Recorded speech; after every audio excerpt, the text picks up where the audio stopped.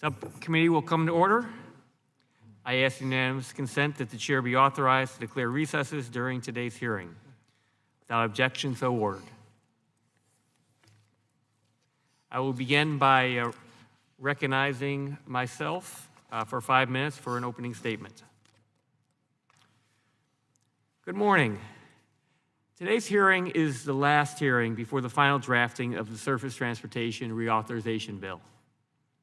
I'm very proud of the subcommittee's focus the last few months on several important topics in the upcoming reauthorization. In September, we held a hearing for the first time in the subcommittee's recent history on the needs of commuter railroads and how we must address the state of good repair backlog for commuter rail while we also expand passenger service.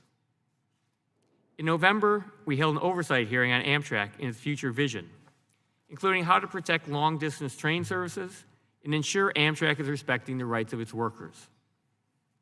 Finally, last month we heard testimony on the importance of improving grade crossing safety and addressing other community issues such as the hassles of block crossings and the need for more quiet zones. With January's release of infrastructure principles by House Democrats, led by Chairman DeFazio, we include a robust $55 billion investment for rail infrastructure. In today's hearing, we'll focus on how we can best utilize this proposed investment to strengthen our passenger and freight rail networks, and what role the federal government should play as part of this investment. I'm pleased that we have multiple perspectives today about this important topic. I've spoken many times about the importance of the CREATE program in Chicago and how it is enhancing both passenger and freight service in the Chicago region by relieving rail congestion. I look forward to hearing from Mr. Ardle about ACEC's perspective on the importance of programs like CREATE and how the federal government can advance the CREATE projects not currently completed, which disproportionately are grade separations. The need for more grade separations is one of the top issues I hear about from my constituents. I'm delighted we also have Dr. Sandra Burry, Mayor of the Village of Oak Lawn, who will emphasize the importance of commuter rail service to her community and others. Metro rail service is the economic foundation of these communities, and it's imperative that we do what we can to expand Metro service. Part of building a more robust passenger rail network is streamlining the process between local communities and freight railroads on adding commuter rail service. It should not take 10 years or more to add additional commuter train service. I look forward to the mayor's testimony on that issue, as well as the real-world impact Oak Lawn is facing because of Metro's state of good repair backlog. I'm pleased that we have Rob Shanahan from the BMWED to testify about the importance of labor protection as part of any investment. While I'm one of Congress's biggest advocates for increased infrastructure investment, especially our rail infrastructure, we must make sure that these investments don't undermine the bedrock labor protections in our laws or jeopardize the livelihoods of unionized men and women. Recently, there has been a concerning amount of contracting out of formerly union work in the Chicago area by Amtrak to non-union workers. I look forward to Mr. Shanahan's testimony on the very serious and concerning safety implications of Amtrak's actions. America has a freight rail network that is the envy of the world. While much of the investment in our freight rail network is by private companies, federal investments in recent years have played a critical role in strengthening our national freight network. Some notable projects involving federal funding and leadership include the 75th Street Corridor Improvement Program project in Chicago and the Crescent and Heartland Corridor projects that greatly expedited double-stack freight corridors in much of the eastern United States. I'm interested in Mr. Jeffries' testimony on how the federal government can continue to be a partner with freight railroads and build a more robust freight rail network. With that, I will yield back my time, and I will recognize the chairman of the full committee, Mr. DeFazio, for an opening statement. Thanks, Mr. Chairman. It's a very timely hearing since we are in the midst of drafting the rail title to the infrastructure investment plan, and in part we will be informed by testimony we hear today. As we know, moving people by rail or freight by rail is much more efficient than road transportation by trucks or single occupancy vehicles.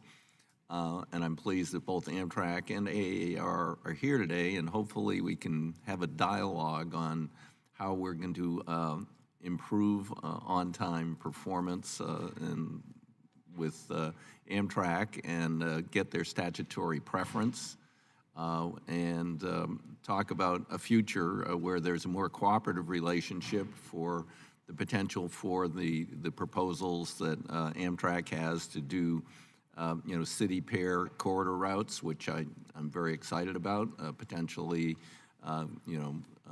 taking away the need for a lot of regional air traffic and a lot of highway traffic around the country. So I'm looking forward to the hearing, and with that, I yield back the balance of my time. Thank you, and now I call on Ranking Member of the Subcommittee, Mr. Crawford, for his opening statement. I thank the chairman for holding this hearing today. I also want to thank our witnesses for being here today. As the committee looks at reauthorizing surface transportation programs, it will assess how best to fund our railroad system to meet our nation's future needs. It's important to fairly balance the needs of freight and passenger rail so that each industry may continue to grow in the coming years. We must ensure that our nation's passenger rail systems run efficiently and on time and use federal funds in a way that is transparent and best serves the needs of passengers. Likewise, we must ensure that our freight rail networks can operate effectively and that they have proper funding for important maintenance and safety upgrades. We also balance the interests of busy urban areas, or we must balance the interests of busy urban areas like Chicago with the needs of our rural areas. Focusing only on a few large congested hubs ignores the vast rural areas throughout the country that are equally as important to the stability and success of the entire rail industry. Finally, efficient and effective use of federal funds is a top priority. It's very important to make sure the money appropriated is easily accessible and used effectively. Once again, thank you to all of our witnesses for being here, and I thank the chairman and yield back the balance of my time. Thank you, Mr. Crawford. I'm going to, before I introduce all of our witnesses, I'm going to give a special introduction to three of our witnesses here who are from back in from the state of Illinois. So let me begin with the introduction of Dr. Sandra Berry, Mayor of the Village of Oak Lawn. Dr. Berry is the mayor of the Village of Oak Lawn, a first-tier suburb of Chicago with a population of about 58,000. She was first elected in 2013 on a platform of increased transparency, economic development, and lower property taxes. Under her administration, the local economy has added thousands of jobs, and several more commercial projects are under development. Municipal debt has been reduced by over $25 million. The municipal tax levy has been reduced 6%, and first responder pension contributions have been increased over 800% from 2012. Dr. Brewery received her doctorate from the Illinois College of Optometry in 1995 and owns Complete Vision Care, where she practices full-scope primary eye care in addition to her role as mayor. She's a past president of the Illinois Optometric Association, the Chicago South Suburban Optometric Society, Volunteer Optometric Services for Humanity, Illinois chapter, and the Oak Lawn Rotary Club. She has been a senior clinical examiner for the National Board of Examiners in Optometry. We welcome Dr. Berry. Mr. Robert J. Shanahan, Jr. proudly serves as the Assistant to the President and Director of Arbitration of the Brotherhood of Maintenance of Way Employees Division of the International Brotherhood of Teamsters. Mr. Shanahan was appointed to this position last year after previously serving as a labor advocate in the BMWED IBT Arbitration Department. Prior to his work in the Arbitration Department, Mr. Shanahan was elected to serve as local chairman of BMWED IBT Local Lodge 469. He began his railroad career in April 2000 in the Maintenance of Way Department of the Metro Commuter Railroad, where he was assigned work throughout the metropolitan Chicago area, performing various aspects of construction, maintenance, and repair to the tracks, structures, and bridges. A native of Manhattan, Illinois, Mr. Shanahan has instructed various BMWED labor advocacy courses and completed labor advocacy courses at the National Labor College located in Silver Spring, Maryland. Mr. Kevin Ardle is the president and CEO of the American Council of Engineering Companies of Illinois, where he represents and advocates for over 200 engineering and affiliate companies representing over 11,000 employees. Prior to his current role at ACEC Illinois, Ardle served as Chief Operating Officer of the Illinois Tollway, where he helped manage and execute the Tollway's $14 billion Move Illinois capital program. As the Tollway COO, Ardle coordinated with industry leaders on tollway policy and capital plans, emerging technologies, and best business practices. In addition to his work at the Illinois Tollway, Mr. Ardle served in senior roles for over 15 years in both the United States Senate and Illinois General Assembly. Mr. Ardle served as State Director for former United States Senator Mark Kirk and as Director of Communication, and later as the Director of Policy for former Illinois House Minority Leader Tom Cross. Prior to his work in government, Mr. Ardle served as Director of Government Affairs for Amtrak. Welcome.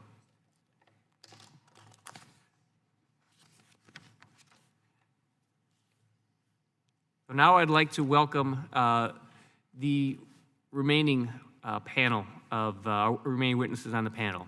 First, Mr. Stephen Gardner is Senior Vice President and Chief Operating and Commercial Officer for Amtrak. Said Dr. Sandra Burry, Mayor of the Village of Oak Lawn, Illinois. Mr. Kevin Corbett, President and Chief Executive Officer, New Jersey Transit Corporation. Mr. Rob Shanahan, Assistant to the President, EventID. Mr. Kevin Ardle, President and Chief Executive Officer of ACEC, Illinois. And Mr. Ian Jeffries, President, Association of American Railroads. Thank you all for being here today, and I look forward to your testimony. Without objection, our witnesses' full statements will be included in the record. And since your written testimony has been made part of the record, the subcommittee requests that you limit your oral testimony to 5 minutes. Mr. Gardner, you may now proceed. I recognize you for 5 minutes. Good morning, Chairman Lipinski, Chairman DeFazio, Ranking Member Crawford, and all the members of the subcommittee. My name is Stephen Gardner, and I serve as Amtrak's Chief Operating and Commercial Officer. It's my pleasure to testify today on how an infrastructure bill and surface transportation reauthorization could help lead to a new era of growth and utility for intercity passenger rail. Amtrak's recent successes prove that intercity passenger rail service is working in America. The numbers speak for themselves. Over the past 20 years, ridership and passenger revenue have grown by 60% and 130%, respectively. And we've reduced our net operating loss to just under $30 million last year, allowing us to spend far more of our federal dollars on addressing our huge capital needs instead of funding operations. Yet, we can and must do more. As a point of reference, Germany, a nation the size of New Mexico with a quarter of our population, and their national railway, Deutsche Bahn, just committed $96 billion to improve their railway network.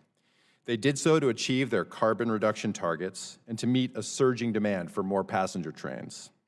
This 10-year program alone is nearly twice what the United States government has invested in Amtrak over our entire 49-year history.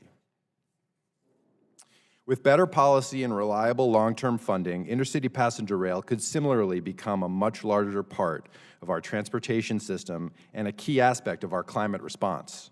In fact, I struggle to see any future where this isn't a requirement, given the lack of capacity on our other transportation modes. Our state-supported business, which provides roughly half of our ridership and has been our biggest source of growth, illustrates intercity passenger rail's potential.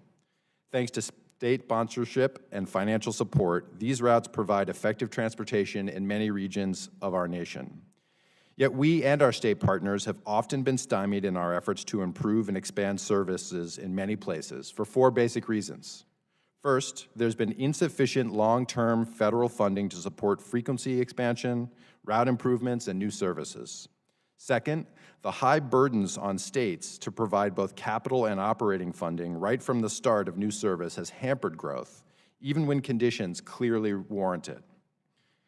Third, decades of insufficient federal funding for our fleet means we lack the equipment to support growth, and we incur higher costs and less reliability every day. And finally, we struggle with many of our host railroad partners to gain reasonable access to their infrastructure and preferential treatment over their railroad as required by existing federal law. In response, Amtrak's reauthorization proposal, some of which was recently released in our annual request to Congress, calls for establishment of a long-term source of capital investment for Amtrak expansion, fleet replacement, and infrastructure renewal. Funding for Amtrak to provide initial capital and operating assistance for state-supported expansions and new routes nationwide. An expedited and fair process for obtaining access to host railroads, including a method to establish any necessary capital investments, and better enforcement of our legal rights to dispatching preference. And finally, significant funding for major rail mega projects, like our proposal for a passenger-dedicated route into Chicago to support growth and on-time performance. We firmly believe that the nation's 50 largest metropolitan regions, at a minimum, should be served by high-quality intercity passenger rail service, with many more communities deserving it also. While we have great partnerships in place today, there are so many underserved communities and corridors in the nation, places like Nashville to Atlanta, Colorado's Front Range, or the Texas Triangle. They all deserve Amtrak service. For proof of how much more rail can do for the nation, we only need look to the Northeast Corridor, the continent's busiest railroad, which provides 260 million trips a year between commuter and intercity service. Yet this success is in jeopardy because of decades of deferred investment and the ravages of age and high use. Amtrak's fully committed to working with our NEC partners like Mr. Corbett and New Jersey Transit to advance key renewal and capacity projects like Portal Bridge and the Hudson Tunnel. But achieving these monumental projects requires a long-term partnership with the federal government and billions of dollars worth of reliable, consistent, and dedicated funding for these efforts. Finally, our long-distance network is in dire need of federal investment to replace our aging fleet, which is dominated by equipment nearly as old as I am. We recognize the importance of these routes to many communities across the nation, and modernizing our fleet and services is essential to ensuring their long-term vitality.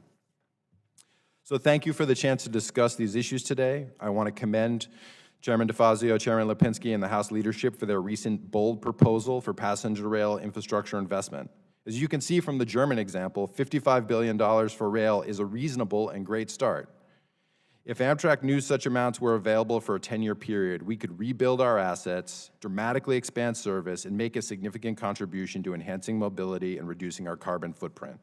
We're excited to work with the subcommittee and the full committee and urge you to increase funding for Amtrak and our state partners so that we collectively can do more for the nation. Thank you. Thank you, Mr. Gardner. Now I'll recognize Dr. Brewery for 5 minutes. Good morning. My name is Dr. Sandra Berry. I'm the mayor of the Village of Oak Lawn and a practicing optometrist. It's an incredible honor to be asked to present to you the perspective of a local mayor and describe the impact rail service and rail infrastructure has on our residents. Thank you very much, Congressman Lipinski, for the invitation, and I'd like to thank the members of the subcommittee for their kind attention as well. In our area, the rail was laid out about 1880 when we were just farmland. By 1909, 287 people kind of were living around our small train station, and the Village of Oak Lawn was incorporated.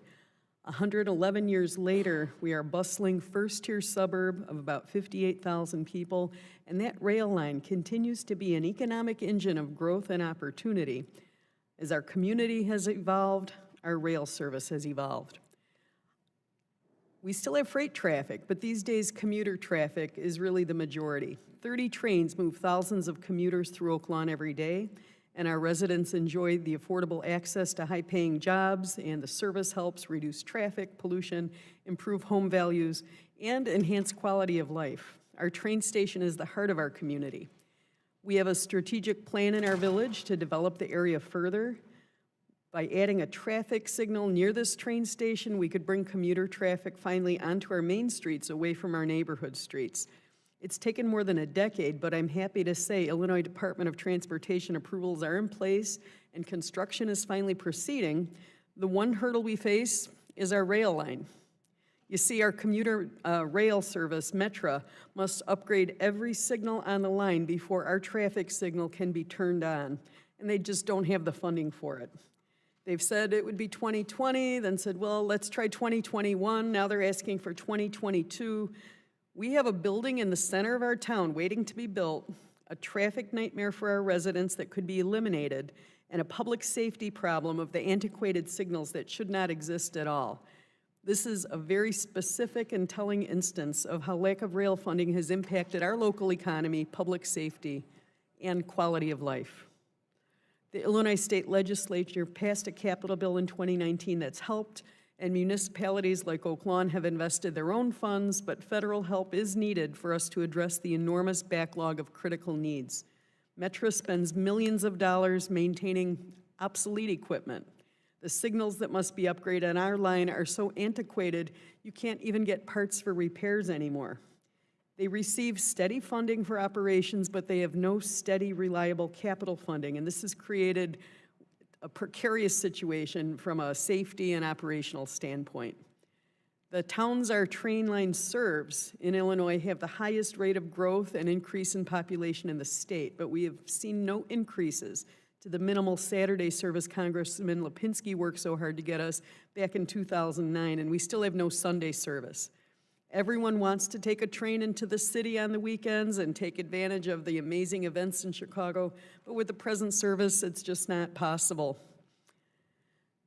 It's not only the funding I want to talk about. More weekend service or additional weekday service requires the cooperation of the freight railroads, and it's been, frankly, a frustrating and drawn-out process to get them to agree to more service. There must be a better way to add commuter rail service that our communities need, and I hope that Congress can address this issue.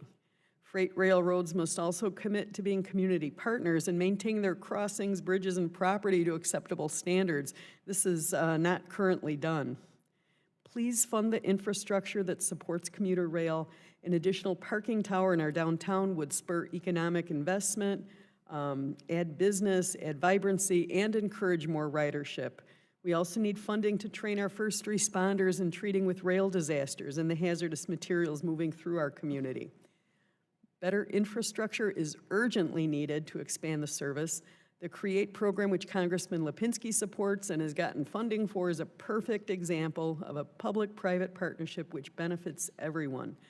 Please use additional funding for rail to invest in programs like CREATE.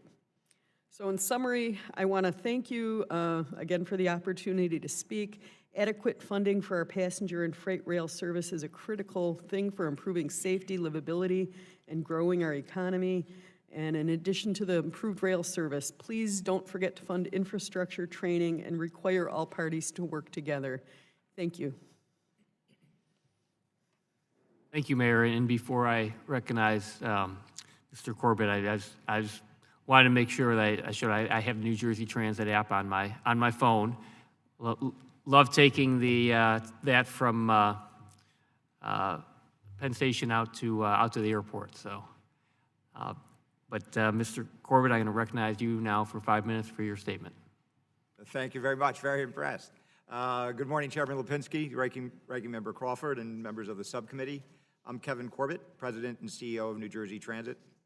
Thank you for holding this hearing on a topic of vital national interest, funding of a robust freight and passenger rail network. Let me also thank Chairman DeFazio and all the members of the Transportation and Infrastructure Committee for the invitation to speak today.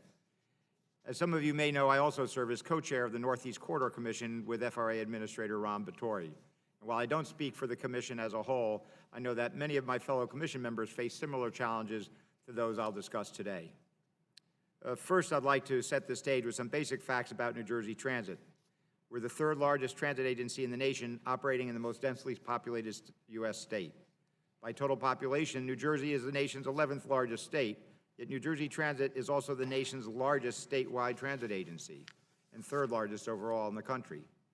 In this sense, our operation is a great asset, but also a significant burden on New Jersey's resources, and it must support an asset of order of magnitude much greater than its population, and an asset that is a legacy of a number of 19th century private railroads with all the challenges of an aging infrastructure system.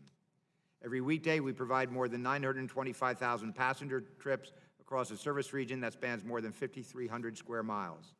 We have more than 2,200 buses, 1,200 train cars, and 90 light rail vehicles.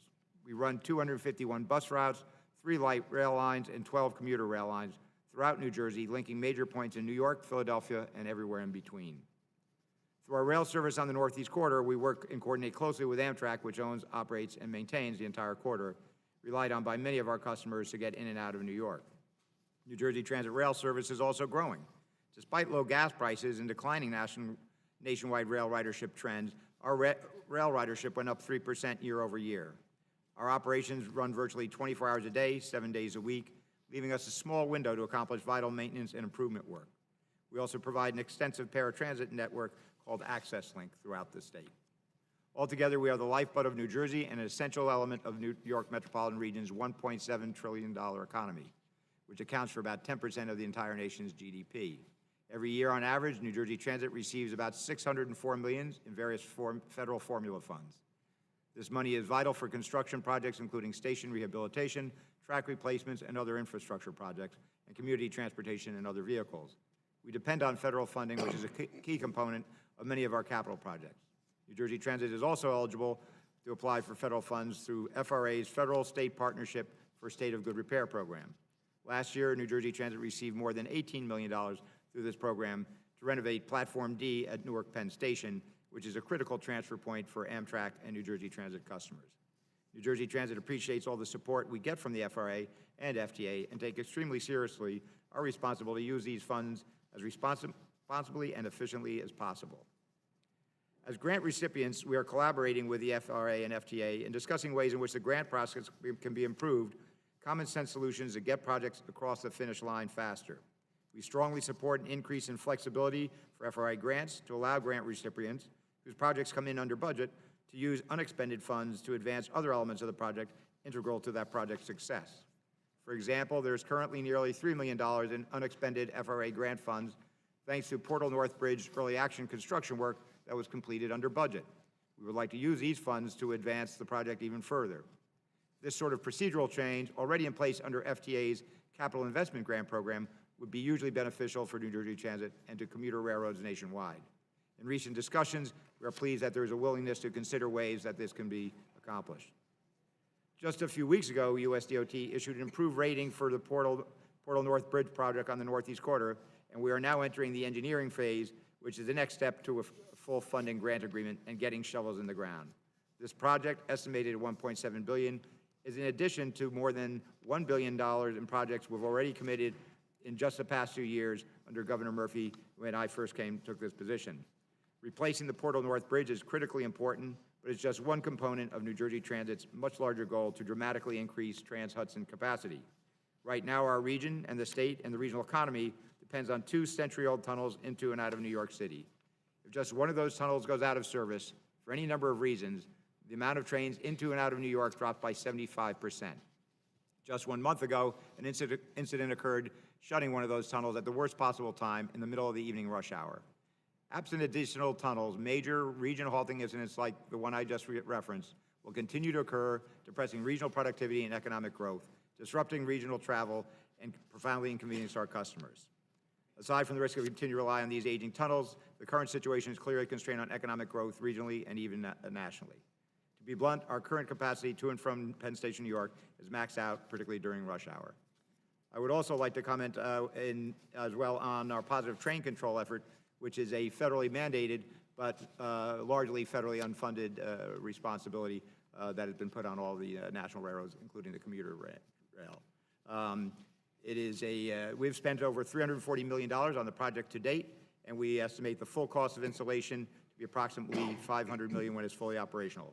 The FRA has made available PTC project delivery money, but it comes without pre-award authority, and it represents just a small portion of the overall cost for our railroads. Overall, we have a long list of projects going back for a century-old infrastructure in addition beyond the Hudson. Mr. Corbett, if you could wrap up. Sorry. We have extensive rail stations, high-level platforms for ADA compliance, and a long list of other projects that require funding, like many of the older rail systems. So in closing, that's why I strongly support Chairman DeFazio's new infrastructure bill and the investing $55 billion in national rail infrastructure. And we certainly look forward to working with the committee in advancing that. Thank you, Mr. Corbett. Now recognize Mr. Shanahan for 5 minutes. Thank you, Chairman DeFazio, Chairman Lipinski, Ranking Member Crawford, and members of the subcommittee. I'm Robert Shanahan Jr., and I'm a member of the BMWED IBT. The BMWED represents railroad workers who perform inspection, construction, maintenance, repair, and dismantling of tracks, roadbeds, bridges, structures, facilities, and apparatuses on railroads throughout the United States. Since 2013, I've worked in the BMWED Arbitration Department located in Chicago. I'm currently assigned as the Assistant to the President, Director of Arbitration, where I have the honor of representing BMW members in various contract disputes, discipline disputes, and contract negotiations. Prior to working in the Arbitration Department, I worked for 13 years in the Maintenance of Way Department at the Commuter Railroad Metra. During my time with Metra, I was assigned to perform various maintenance of way duties throughout the Chicago metropolitan area. While working in the field at Metra, I encountered numerous situations where tracks, bridges, and/or catenary structures needed drastic repair, or in many instances, complete replacement. I was particularly concerned by the number of railroad bridges in disrepair. I frequently observed bridges with crumbling concrete, rotten steel, and decomposed timbers. Metra claims it has nearly 500 bridges that are over a century old. I don't think I need to explain to you the safety threat inherent in 100-year-old infrastructure that is deteriorating. When working in the field, I can recall several instances of repairing the rotting steel decks on ballast deck bridges. This situation can result in large stone raining down on streets, cars, people, or whatever may lie below. Another area of bridge repair I often encountered involved the concrete support systems. There were many instances where I found that sections of the concrete support systems were able to be removed with a small hammer, and in some cases, even with bare hands. There's no question that BMWE members are the most qualified and highly trained to perform this work. My experience in the field at Metra shows the urgent need for greater infrastructure funding for passenger railroads. But any infrastructure package needs to have protections to ensure that the work is performed by union members who have been properly trained on FRA safety rules. I'd like to quickly go over some of the trends currently affecting our membership in arbitration. From 2016 through 2018, our arbitration department saw an 84% annual increase in files received as compared to the period from 2006 through 2015. A significant reason for the spike in arbitration filings can be attributed to the rail carriers increasingly assigning work reserved to BMW members to non-union rail contractors. For example, multiple carriers are now electing to assign non-union contractors to perform on-track protection. On-track protection is work assigned to an employee who is responsible for the communication with train dispatchers, train crews, and work groups to ensure the safety of all individuals present within the area of track protection. Last month, Amtrak assigned on-track protection work for a major project occurring in Chicago to non-union contractors. The problem with this decision is that the non-union contractors are subject to a qualification process that minimally complies with FRA regulations.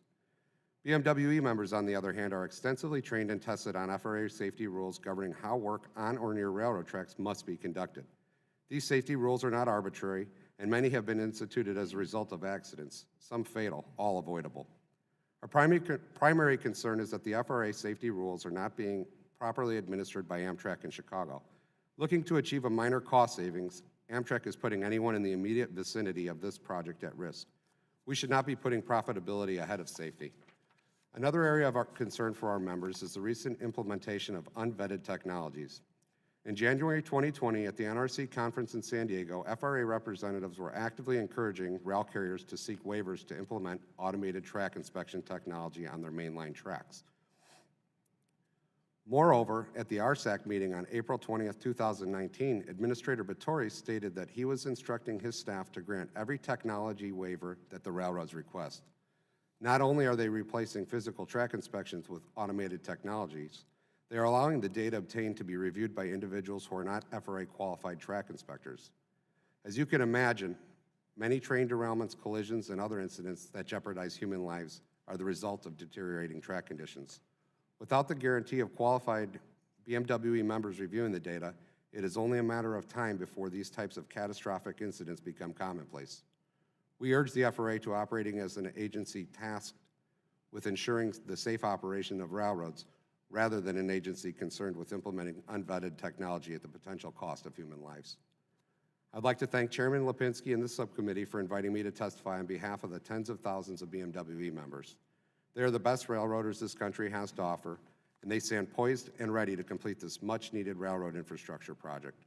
As a BMWE member who worked on the railroad, I can personally attest that employing anybody else to accomplish this massive infrastructure project would be a foolhardy endeavor. Thank you for your time today, and I welcome any questions. Thank you, Mr. Shanahan. I now recognize Mr. Ardle for 5 minutes. Thank you. Chairman DeFazio, Ranking Member Graves, Chairman Lipinski, and Ranking Member Crawford, thank you for inviting me here today to discuss infrastructure improvements to the nation's rail network. I'd like to especially thank Chairman Lipinski for all of his work and engagement on Illinois infrastructure issues. Chairman Lipinski has been a strong advocate at the federal level for greater investments in our infrastructure, especially in improving the Chicagoland passenger and freight rail systems. In addition, his staff has always been recognized for their effectiveness and responsiveness. I'd also like to thank and recognize Congressman Garcia and Congressman Davis, both of whom have been strong and reliable advocates for infrastructure improvements in Illinois. Congressman Davis's district encompasses one of the most critical rail projects in our state, and his support of the 10th Street Corridor project has been instrumental in its advancement. As Chairman Lipinski mentioned, I'm the president and CEO of the American Council of Engineering Companies in Illinois. We are the voice of the engineering industry in Illinois, representing over 200 engineering firms and affiliates and their over 11,000 employees. Our primary mission is to strengthen the business environment for our member firms through government advocacy, political action, and business education. In addition, Illinois is a member of the National ACEC, where we join with 51 other state and regional councils representing more than 600,000 engineers, architects, land surveyors, and other specialists. ACEC member firms in Illinois and nationally are engaged in a wide array of engineering and related professional services for public and private sector rail clients. Looking at Illinois, in the beginning of 2019, Illinois' road and transit system was facing nearly $30 billion in deferred maintenance. Our infrastructure was graded at C-, and we had not had a multi-year capital plan since 2009. In response to those challenges last year, the Rebuild Illinois Capital Plan was approved by the legislature and signed into law by Governor Pritzker. The plan is a $45 billion infrastructure investment with over $33 billion going into Illinois' transportation system. But after decades of neglect, it doesn't solve the entirety of Illinois' transportation challenges, and that is why it is so critical that a national infrastructure funding program be approved. With the state of Illinois having stepped up and done its share to improve infrastructure, I urge Congress to do the same. At ACEC Illinois, we see every day the need for more infrastructure investment, including in our passenger and freight rail system. Funding and completion for projects like the 75th Street Corridor project in Chicago or the 10th Street Corridor project in Springfield are critical, but currently lack the funding to be completed. Therefore, the proposed investment from the House Transportation and Infrastructure Committee in rail of $55 billion over 5 years is necessary to complete these critical projects and address the state of good repair backlog in the nation's rail system. From an engineering and business perspective, having the funding and project certainty provided by the federal government is critically important. It's hard for one of ACEC's members to complete a project or keep it on time and budget for that matter if it is not clear how the project will be funded. The federal government is a vital part of funding and partnering on infrastructure projects, and that must continue. Overall, Illinois is the second largest rail system in the nation. In all, 41 railroads provide service throughout the state and to every part of the nation. We are the only state home to every Class I railroad, and 25% of all U.S. rail traffic touches Chicago. The expansiveness of Illinois' rail network led to the formation of the CREATE program in 2003. The CREATE program is a leading example of the progress we can make on infrastructure of freight railroads, passenger railroads, local communities, and state and federal government all work together. Since 2003, over $1.6 billion has been spent and 30 projects have been completed through the CREATE program, including projects that required creative engineering solutions from ACEC members like the Englewood Flyover and the ongoing 75th Corridor Improvement Project. Last year, Illinois committed an additional $400 million for the CREATE program from its newly enacted capital bill. As successful as the CREATE program is, it still needs to be fully funded. In particular, most of the planned 25 grade separations have not been completed yet, with many of those projects not started at all. Underscoring that is that Illinois ranks in the top 5 of grade crossing accidents and fatalities nationally. Grade separation is a local issue with national implications. A focus on grade separation will not only increase safety, but also mobility on a global scale. More efficient truck movement means getting goods and services to market across the world quicker. New incentives, greater flexibility, and increases in funding for grade crossing separation should be considered a priority in the new federal bill. Funding these grade crossing separations and similar projects will provide not just mobility and economic benefits, but save lives. Overall, programs like CREATE are essential for improving safety, alleviating congestion, and enhancing mobility and the economic competitiveness of our region. But ultimately, for their continued success, they need your continued support. In conclusion, I want to thank Congressman Lipinski and the subcommittee again for the opportunity to testify. It was a momentous achievement last year when the state of Illinois passed the capital bill for the first time in 10 years, and I'm hopeful this year will be the year Congress steps up to the plate as well. Our nation deserves nothing less than a world-class transportation system, and ACEC Illinois and its member companies stand ready to help and figure out how to get there. We just need your partnership. Thank you. Thank you, Mr. Artle. And I recognize Mr. Jeffries for 5 minutes. Thank you. Chairman Lipinski, Chairman DeFazio, members of the committee, thank you for the opportunity to be here representing America's freight railroads. Today's hearing coincides with our annual fly-in, where more than 400 employees representing railroads, suppliers, and labor are conducting some 300 meetings with members of Congress on both sides of the Capitol. And their central message is clear. Thanks to sustained private investments, today's freight rail network is head and shoulders above the rest of the world. With freight demand projected to grow some 30% by the year 2040, we are excited to help meet the challenges and opportunities of tomorrow. As you know, freight railroads operate almost exclusively on infrastructure they own, build, and maintain. From 2015 to 2019, railroads spent an average of $26 billion a year, put another way, $72 million a day, to maintain and upgrade their networks. The result? Inflation-adjusted rail rates in 2018 remained virtually the same as they were in 1992. We support some 1.1 million U.S. jobs, directly employing 150,000 employees who are among America's best compensated industrial workers.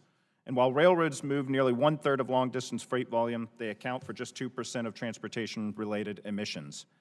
On top of that, our sustained investments also provide sound infrastructure for passenger railroads who operate over freight lines. While freight railroad is almost entirely privately funded, robust federal funding to local and state governments, passenger railroads, and other partners is critical. These partnerships work best when everyone has skin in the game. And Mr. Chairman, as you know, and under your leadership, a perfect example of this is Chicago's CREATE program, funded by railroads of both passenger and freight, city, state, county, and other government entities. The program is improving the flow of goods and people in the region, where, as mentioned, 25% of U.S. freight rail traffic begins, ends, or traverses, and 760 passenger trains pass through daily. To date, some $1.6 billion has been spent or authorized on CREATE projects, on top of the $6.5 billion spent by railroads in the Chicagoland region since 1998. And the result is that 30 of the 70 projects are complete, with 21 in progress. Certainly more work to be done, but we're already seeing the benefits of creating more reliable passenger train operations and increased mobility for motorists. Policymakers can take several steps to build on successes like CREATE. First, successful grant programs such as Infra, Build, and CRISI, which just awarded a $12.9 million grant to CREATE this week, should be fully funded. Congress should also expand the Section 130 grade program, increasing incentive payments for closures from the current cap of $7,500 to $100,000. And Congress can build on its recent success by extending the 45G short-line tax credit by making the incentive permanent. As I mentioned, freight railroads enable passenger rail operations, which also enhance mobility and reduce congestion. While myriad examples exist of successful collaboration between host freights and passenger tenants exist, no one-size-fits-all solution exists. But at a high level, successful freight and passenger rail agreements abide by several key principles. 1, safety must always come first and be priority number 1. 2, current and future capacity needs of shippers and railroads must be preserved. 3, whether it's Amtrak or any other passenger railroad, sufficient funding on the passenger side and to the passenger side is an absolute necessity for any additional expansion that may be necessary. And 4th, mutually agreed upon timetables and service levels must be established from the outset. So in closing, while railroads are evolving to meet future demands and advance safety, our commitment to investment is a constant. Our guiding principle is safety, and our job is not complete until we achieve an accident-free future. Now, while the 2019 FRA safety data showed such statistics as employee fatalities at an all-time low and significant improvements in track-caused accidents, other categories demonstrate that our work is not done, especially regarding human-caused incidents. But we are investing each day in initiatives and technologies that will make a real impact. such as positive train control, which was mentioned before, which is now in operation across 98.5% of the 54,000 Class 1 required route miles. Indeed, a well-maintained railroad is a safe railroad. Thank you, and we look forward to working with Congress to develop and implement policies that best meet this nation's transportation needs.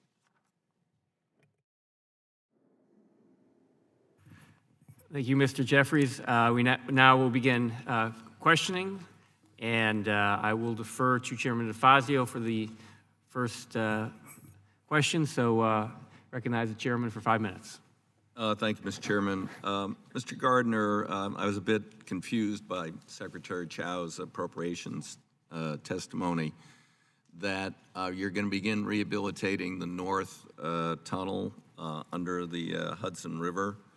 And when I toured those tunnels, it was pretty definitively said that there's no really feasible way to rehabilitate them significantly while given the pressure and utilization. What's changed?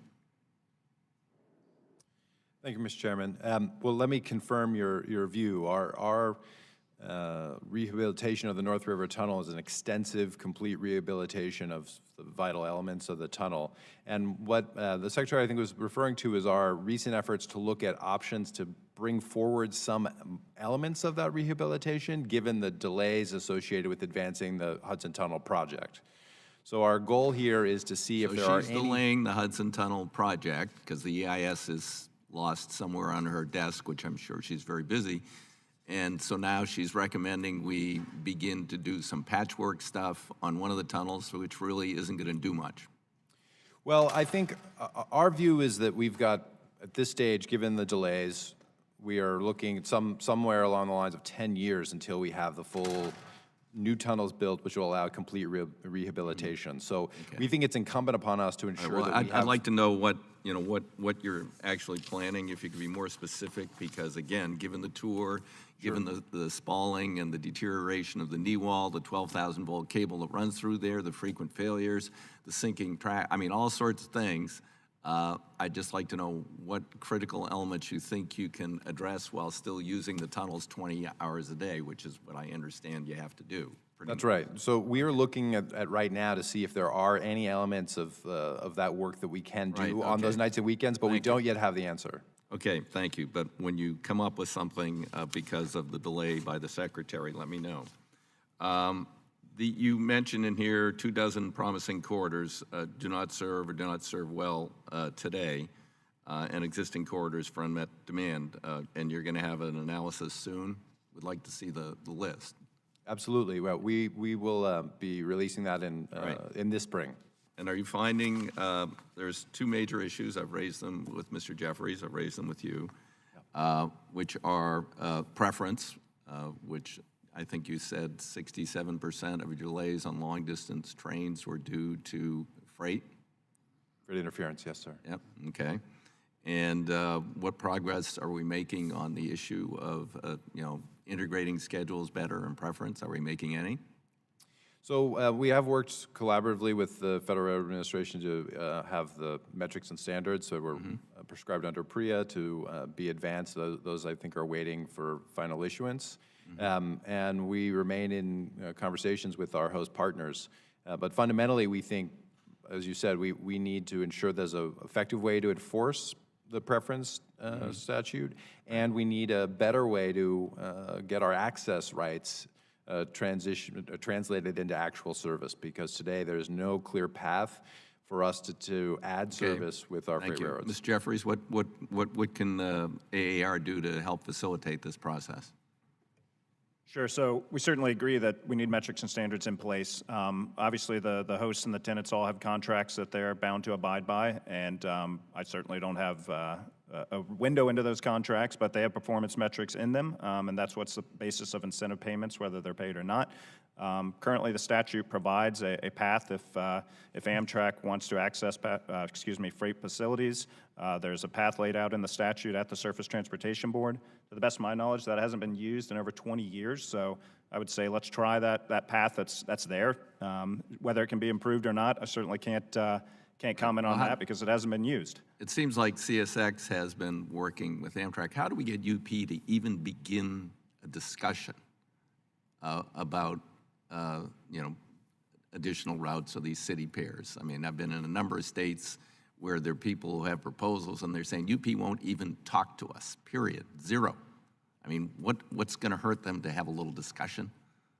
Certainly not having been a part of any of those discussions. I will point to the fact that I think, and you just referenced the developments in Virginia, and I know that UP, for example, has very positive relationships with several of the railroads in California. Whether or not there is a series of best practices out there, I think that's worth examining, because I think all sides would agree when both parties come to the table and agree that, okay, here's the capacity desired, here's the investment needed to make sure that capacity is available, and here's what everyone's willing to step up and contribute, and here's the agreed upon timetables and service metrics. I think that's when everything works best, and works best when those parties can do it on their own. So I think it's important to figure out why does this work really well in some situations, and why hasn't it worked as well in other situations. And I certainly don't have a read into those specifics. I hope we can facilitate that gently without something indiscriminate. So I look forward to further discussions. Thank you. Thank you, Mr. Chairman. I recognize Mr. Weber for 5 minutes. Thank you, Mr. Chairman. I'm going to follow up on something you were saying, Mr. Jeffries, but before I do that, in your prepared remarks, pardon me, you said that the rail line system in carrying freight was responsible for 2% of emissions while carrying a percentage of freight, and I missed that percentage. You said we carry X amount of freight, but we only are responsible for... So freight rail carries 30% of long-distance freight and accounts for 2% of transportation-related emissions. Okay, thank you for that. My question is, my prepared question is, what are the railroad's capital expenditure priorities? But before we go there, I want to follow up on what Chairman DeFazio was talking about, where you have a situation where you need all sides, pardon me, to come to the table, whether it's UP, whoever it is, and I guess have a agreed upon system of working together in that particular instance. Does AAR have do they have a system in place where when something like this comes up, they bring in those parties and they kind of facilitate that? So we do not have a formal system in place, and given that most of these relationships are bound in contracts, those are certainly between the individual host railroad and the passenger tenant, and privy to those two parties. Now, we certainly collect information on, positive relationships and successful projects that have worked together, whether it's passenger, whether it's, broader things like the CREATE program, but we don't have a formal, I guess, adjudication or mediation role. Well, I wouldn't expect it to be adjudication or legal, formal, and binding, I guess, but just a system where the members all come together and say, let's work on this. Well, so I would certainly say at a broad level, that's part of the role of the AAR is the fact that, whether it's this issue we're talking about or whether it's any issue related to rail, the AAR's probably got a committee focused on that where each of our members are working together towards an end goal. This one is certainly, probably a more challenging issue because of the unique needs, capacity needs for each rail line, host rail line out there versus the needs that the passenger railroad desires as well. So that's why I say, it is a one-size-fits-all solution is probably not something that is viable. When it comes to these types of agreements, that you do have to take into account the individual traffic demands, et cetera. Okay, well, that's going to be case by case, I'm sure. So my question is, what are, in your estimation, the railroad's capital expenditure priorities? What should they be? So those are certainly dictated, I think, by each railroad based on its capital needs. At a broad level, the industry's averaged over $25 billion in CapEx and maintenance back into their networks. So when you look at some of the major projects that have occurred around the country, a lot of that is opening up capacity to increase throughput, whether it's allowing for double stacking of trains through major corridors like we've seen on the East Coast, whether it is double tracking areas in the past several years, double tracking across the northern tier to account for increased movements, whether it's technology investments in ports and other rail yards to allow for a quicker. Or tunnels, don't forget tunnels. And don't forget tunnels, certainly. We see the federal government is having a major role there. But, you know, it's, so you have what's called kind of the core maintenance, which is track and rail, is making sure the system that we have now is functioning at the highest level possible, and then expanding where appropriate. I don't mean to put you on the spot, but you watch this from a broad view, and surely you see the areas of the country and things that need to be priorities. So if you could name one or two or three priority areas, what would they be? Well, you certainly mentioned the tunnels under the Hudson, and if you're looking at the passenger side and, you know, where the feds can play a major role, it's in the Northeast Corridor. I think, you know, Stephen outlined the investment needs there, and that is certainly a major public role to play. When it comes to the freight side, each of our companies are looking at individual projects based on their long-term projections, their capacity needs, and again, a lot of that's certainly at the first mile, last mile, moving things in and out of ports and yards at a faster clip. But also building out just the capacity that's necessary in certain areas as well, whether it's to allow for double stacking, et cetera. Okay, well, you're a politician. That's a broad answer. I was wanting specific examples, but my time has expired, Mr. Chairman. I yield back. Thank you, Mr. Weber. I'll recognize myself for 5 minutes. Mr. Arnold, your testimony focused on need for more grade separations. There's a grade separation that was funded in the Illinois, by Illinois last year, $150 million for grade separation at 65th in Harlem.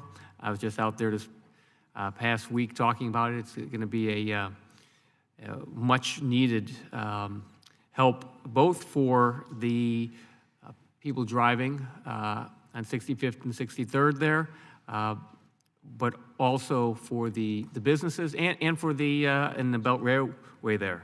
So I wanted to ask, what are some recommendations that you have for what Congress can do to help advance these projects, such as this?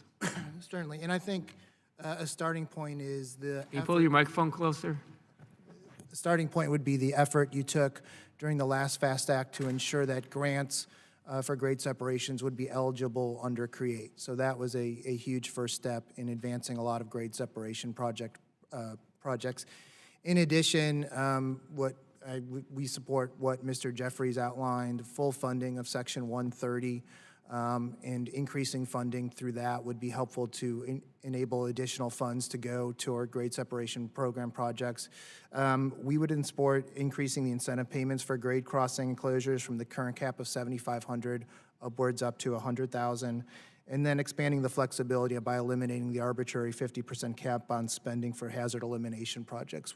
Those three would be good, but ensuring that CREATE still has access to grants for grade separation projects. And Mr. Jeffries, so just to be clear, so this is also something that the railroads want and find helpful, correct? Grade separations? Oh, absolutely. And that's certainly a huge part of CREATE over the next several years, as you know as well. Thank you. And I want to ask Mr. Shanahan, back in September last year, I had sent a letter to Amtrak that touched on some of the issues in your testimony about the third-party contract workers Amtrak is using. And I received a letter back in October from Amtrak saying that these workers, third-party contract workers Amtrak uses, have provided an equal or higher degree of protection than BMWED workers. Why do you say that is not the case? Well, specifically, FRA Regulation 243 was amended January 1st, 2020. And right now, currently, BMW employees working on Class 1 railroads are subject to more stringent FRA testing than contractor employees who could be working right next to them. And what is it about the training that you received that you have the experience? What was it about that made you better at doing the job and making sure you maintain safety? Well, the training is, one example I guess I can use is the training is always ongoing. When you are an employee for the railroad, you're not there for just one job. You're there day in and day out for multiple years, myself being there for 13 years. You are constantly engaged in safety training processes that the contractors generally are not. Thank you. And I want to ask Dr. Berry, you talked about adding more service to the Metro line. What would this mean for your community? And what's it been like in terms of working with the railroads in terms of adding more service? Is the microphone on? Thank you. Sorry. Our train line has the worst service, I would say, on the weekends of the entire regional area. We have absolutely no Sunday service, no Saturday service that's really viable. There's, I think, 3 trains in, 3 trains out on Saturday. So if you want to go to an event with your family, you want to make sure you can get home, you need a variety of times. Most people find it easier, sadly, to just get in their gas-guzzling car, go down and add to the smog, the congestion, and, it's just not viable. Asking for more service, it's a chicken and egg issue a little bit. They say, well, look at your ridership on Saturday. Why should we add more? You don't have enough, and you want more. You always want more. Other lines in the same system, have dozens of weekend trains. And so it really holds our community back in terms of property values, in terms of what we can do. The economic development around our train station is nice, but it could be so much more than it is. And that lack of funding is the primary thing. And it would just mean a lot to our community. We feel like the poor stepsister, everyone else gets the really fancy stuff, we get the scraps. And we are, again, if you look at the population growth, the fastest growing area in the state is serviced by the line. So it's kind of silly that we can't get the fastest growing service to correspond. You do have a very nice station, though, there, the Yes. Patriot Station there. Yes, yes. Patriot Station, yes. All right. My time has expired. I will now recognize Mr. Perry for 5 minutes. I thank the chairman, Mr. Jeffries. I thank the panel for being here. Mr. Jeffries, Executive Order 13868 requires PHMSA to finalize a rulemaking that permits the transportation of LNG by rail, setting a mid-May deadline. Given the growing domestic supply of natural gas and the increasing number of communities underserved due to regulatory barriers, this regulatory change, I think, is a step in the right direction. Rail transportation offers a safe alternative pathway to get natural gas to export markets, underserved communities, and to provide alternative fuels for the maritime industry. The industry already carries most hazardous materials throughout the nation without incident. I'm just curious, once this rulemaking is finalized, what economic, environmental, and safety benefits do you foresee, and how will access to the additional business opportunities due to the policy shift impact the industry's capacity to reinvest in rail infrastructure? Thank you, Congressman. Well, you certainly hit the nail on the head. If this product's going to move, rail is by far the safest mode of transportation to transport that to market, and the department's made it very clear they want to move forward with this rule, and we are supportive of that rule. We have the most stringent tank car standards that exist, and certainly specific tank cars for moving LNG as well.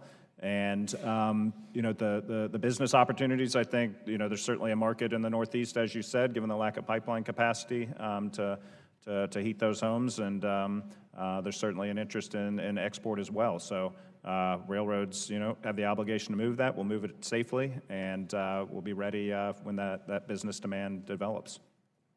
And about reinvestment quickly, I mean, have you made a calculation in anticipation of rulemaking about what kind of opportunities this will provide, or you just waiting to see what it does? So I think our companies are always looking at their capacity and potential demand and business as it develops. I don't have a read into those specific commercial decisions, but I think those calculations and discussions are certainly being had inside our companies. Okay, thank you, Mr. Jeffries. Mr. Gardner, in March on March 2nd, so that's yesterday or day before, Amtrak said that in fiscal year 2019, Amtrak set new records in ridership, revenue, and earnings. In 2020, Amtrak is on pace to achieve operational break-even for the first time in the company's 49-year history. I think your written testimony echoes that claim. FY19 set the Amtrak record for revenue, reporting only a $29.8 million loss as a result of record ridership, where Amtrak claimed the FY19 operating revenues covered 99.1% of operating cost. With all due respect, it seems like these claims are disputed, and it looks like basically due to two reasons. Included in Amtrak's reported passenger revenue are all state subsidies, at least $235 million a year. So subsidies aren't passenger revenue. That's another round of subsidies, and then so that's number one. Number two, Amtrak's press release highlights net revenue figures that fail to account for depreciation, despite its inclusion in the audited financial statements for 2019. This was $870 million, or 20% of operating costs. Combined, these errors, if you will, hide the significant actual loss for Amtrak. Once addressed, I think, and included, Amtrak's actual loss exceed $1 billion, or 35 times the figures cited in Amtrak's press release. I'm just curious if there's a reason that Amtrak published the figures the way they did. Do you see this as misleading at all, or is this all inclusive and Amtrak's going to continue to stand by that and not include the two issues of the subsidy and the depreciation? Thank you, Congressman.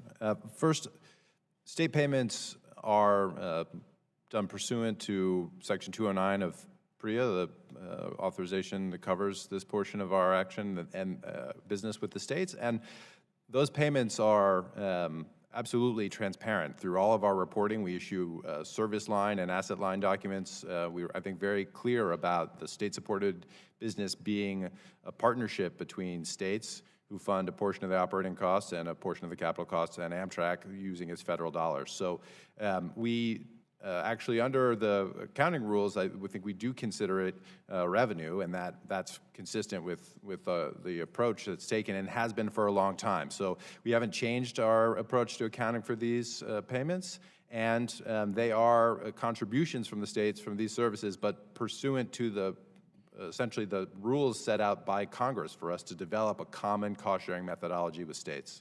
As it relates to depreciation, we have long reported on essentially the revenues and operating performance outside of depreciation. As you said, we do issue our full GAAP standard reporting so that that's completely transparent, but the depreciation is a cost associated with primarily our vast Northeast Corridor infrastructure funded by the federal government, and our requests essentially for funding for that comes through our legislative and grant requests. So I think we are showing very clearly incremental improvement on our operating performance. Do we still require federal funds to operate? Absolutely, and we're very clear about that. You've heard my testimony today, but I want to put it in perspective. As part of our FY21 request, we have a $7 billion spend. Out of that $7 billion, we're asking from all of our public partners, our states, our commuter railroads who use our assets like Mr. Corbett's New Jersey Transit, and the federal government for only 40% of that $7 billion spend. So the vast majority of our investment comes from our ticket revenue and our other commercial revenue that we are plowing back into this business so that we can operate as many trips and provide service to the nation for as little public subsidy and taxpayer support as possible, which is our mission per statute. I thank the gentleman. Time has expired. I yield.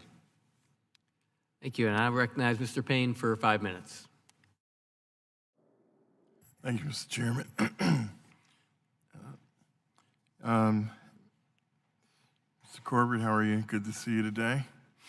The collection of infrastructure projects known as the Gateway Program is the single most critical infrastructure need facing this country. One of those projects is creating a new tunnel under the Hudson River, connecting New Jersey and New York, while also repairing the existing 110-year-old tunnel, which is rapidly decaying due to damage from Hurricane Sandy. Last week, during the appropriations hearing, Transportation Secretary Chow stated that it may be possible to repair the existing tunnel now while it is still in use and then build the new tunnel later. I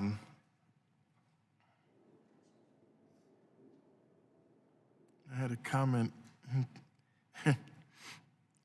That's as bad as the president asking all of those drug companies and medical people if you could use their normal flu shot for corona.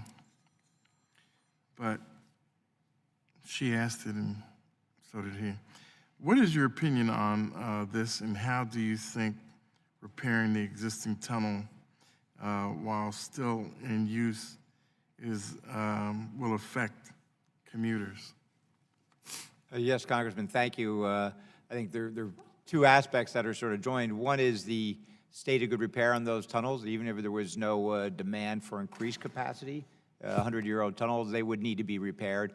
And certainly we work very close with Amtrak. We see that with single or ET work. There's a lot of work to be done to the degree that it can be done within the limited windows without major disruptions. In my opening statement, I referred to an incident, what happened when we had several hours disruption and the chaos that caused overcrowding and the situation that happens periodically. Last year, I know the Gateway Committee came out and gave incident reports of how severe those damages are every time there's an outage. So to the degree that it impacts that repair, impacts rush hour or our regular service, that would be very significant. Certainly anything that can improve the existing repairs. I know Stephen and our technical people are working together with his to try to maximize those windows, but there's a limited opportunity. I'll let Stephen speak to that. But certainly there's nothing, the major issue really is the capacity. We have outgrown our capacity. The growth in our region is way outstripped. We are in the transit Hunger Games in New Jersey. We have much more demand than we have capacity, particularly going into New York. So the tunnels, we need those tunnels.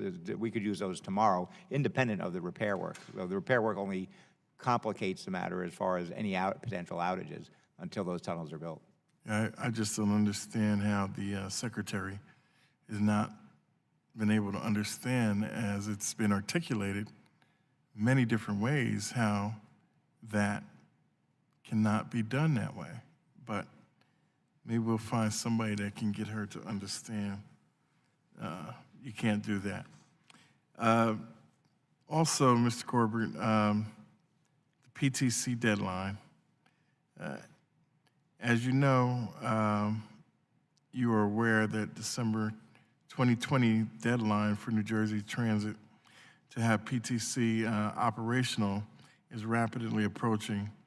I understand that the FRA has expressed concern that New Jersey Transit may be at risk of potentially not meeting this deadline. However, you've made significant progress in the past few weeks on PTC, and I'm committed to ensuring that you have the necessary tools in order to meet that deadline. In what ways can Congress assist New Jersey Transit in fully implementing PTC? Well, thank you, Congressman. I think there are two aspects. One, we are succeeding. We have excellent cooperation from the FRA and from Amtrak on the Northeast Corridor and our freight railroads where we intersect. So we are confident we'll make that deadline. As you know, we recently went into revenue service demonstration, so we are comfortable. But the financial burden is heavy. And also, I think after everyone makes the 2020 deadline, we have to look at what is the future of PTC going forward and what does Congress want? Because certainly the way this is originally intended and the way it ended up, I think there's been a bit of a sort of Tower of Babel with all the different railroads having different systems. So the integration, certainly interoperability is a real challenge for particularly in the Northeast. You know, we have freight railroads, we have Amtrak system, we have our own, we have Metro North, the MTA. They're all, so that integration, I think we have to look after 2020, what does Congress expect and how can we make it more effective, more efficient system? Okay. Thank you, sir. I yield back. Thank you. Chair will now recognize Mr. Smucker for 5 minutes. Thank you, Mr. Chairman. Mr. Jeffries, as you well know, as has been discussed here, rail infrastructure is critical for moving consumer goods, energy resources, for connecting people to their families, employment opportunities, and much more. Certainly true in the district that I represent, Pennsylvania's 11th district, which is home to each of the modes of rail transportation. Lancaster's Amtrak station is the second busiest in the state, carrying over close to 600,000 passengers annually. Lancaster and York Counties, a heavy manufacturing base there, also move products and goods via short line, regional, and Class 1 rail systems operated by Norfolk Southern and Genesee, Wyoming. While all of these lines are vital for the local and state economy, investment is needed to ensure that each line can continue to function efficiently. The American Society of Civil Engineers unfortunately gave Pennsylvania's rails a C-, noting that much of my home state's rail infrastructure is over 80 years old. So updating this infrastructure, I know is important, will require investment by the rail line owners and operators, but it also really is all hands on deck, requiring all levels, including there's a role for state government, a role for the federal government as well. You talked in your testimony, you discussed some of the ways that Congress can spur greater investment in our rail infrastructure, including making the short line tax credit permanent, which is a bill that I support and have co-sponsored as well. Just wonder if you could again just highlight some of the top ways that you think Congress can incentivize rail investment. Certainly, thank you. So I think it's a multi-pronged answer. For the short lines, you hit the nail on the head. The short line tax credit is, I think, the lifeblood to reinvesting back in their infrastructure, and the evidence is demonstrable over the years that the credit's been in place, specifically when it comes to tie replacement, et cetera, along those lines, the core infrastructure. When it comes to our passenger partners, you know, fully funding Amtrak, fully funding other passenger grant programs that might be out there is critical. You know, I think Mr. Gardner commented on the operating revenues and the positive on the operating side. The infrastructure deficit still needs significant investment, whether it's Amtrak, whether it's NJT, whether it's SEPTA. So ensuring that, you know, that the federal government is playing a robust role there. And then when it comes to, you know, the Class 1 side, I think it's twofold. One, you know, we're fortunate that we can reinvest our own revenues, and that's because, you know, we've got a healthy economic regulatory structure that allows us to earn the revenues necessary to invest back into our networks. And it's absolutely critical we keep that in place, because that's the result. The result of that is, you know, the billions and billions that go back into our network to meet our customers. And then, you know, where appropriate, grant programs that support public-private partnerships, whether it's build, whether it's infra, whether it's CRISI in certain circumstances, I think plays a positive role as well, especially in those core interconnected regions where you have different types of rail all coming together. There's certainly opportunities there. Thank you. I did want to mention specifically a bill that I recently introduced with Representative Kuster from New Hampshire. The American Railroads Act, it's again, bipartisan bill, makes the Railroad Rehabilitation and Improvement Financing, or RIF program, more accessible by addressing one of the major challenges associated with the credit risk premium by authorizing U.S. Department of Transportation to cover the cost of up to $300 million in RRIF credit risk premiums annually. Just want to get your reaction to that. Maybe talk a little bit about your members' use of the RRIF program and opportunities greater use of the program. So I certainly credit you for trying to make that program more effective. It's something that, you know, folks have been trying to crack for a long time. I've spent time trying to work on that when I worked on the Hill, because I think there's such an untapped potential there, and such a robust funding source that just hasn't, for a variety of reasons, whether it's the credit risk premium issue or others, hasn't really lived up to its potential. So, the Class 1s, I think, are not necessarily the best customers for that, but certainly the short line railroads see it as a huge possibility when it comes to supporting infrastructure funding.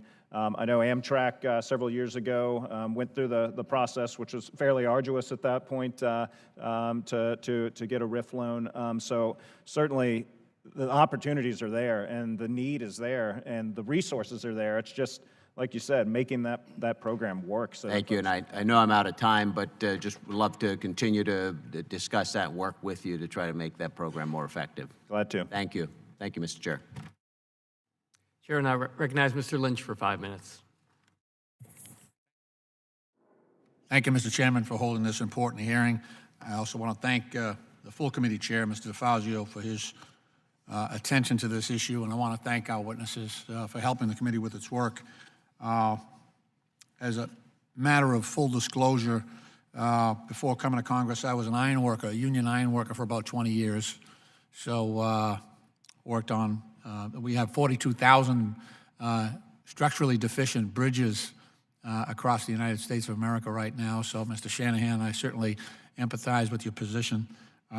Also, after leaving the ironworkers, I became legal counsel to International Brotherhood of Teamsters, Joint Council 10 in Massachusetts. Also represented Teamsters Local 633 in New Hampshire and Local 42 in Lynn, Massachusetts. So I just want to express my unbiased viewpoint from where I sit.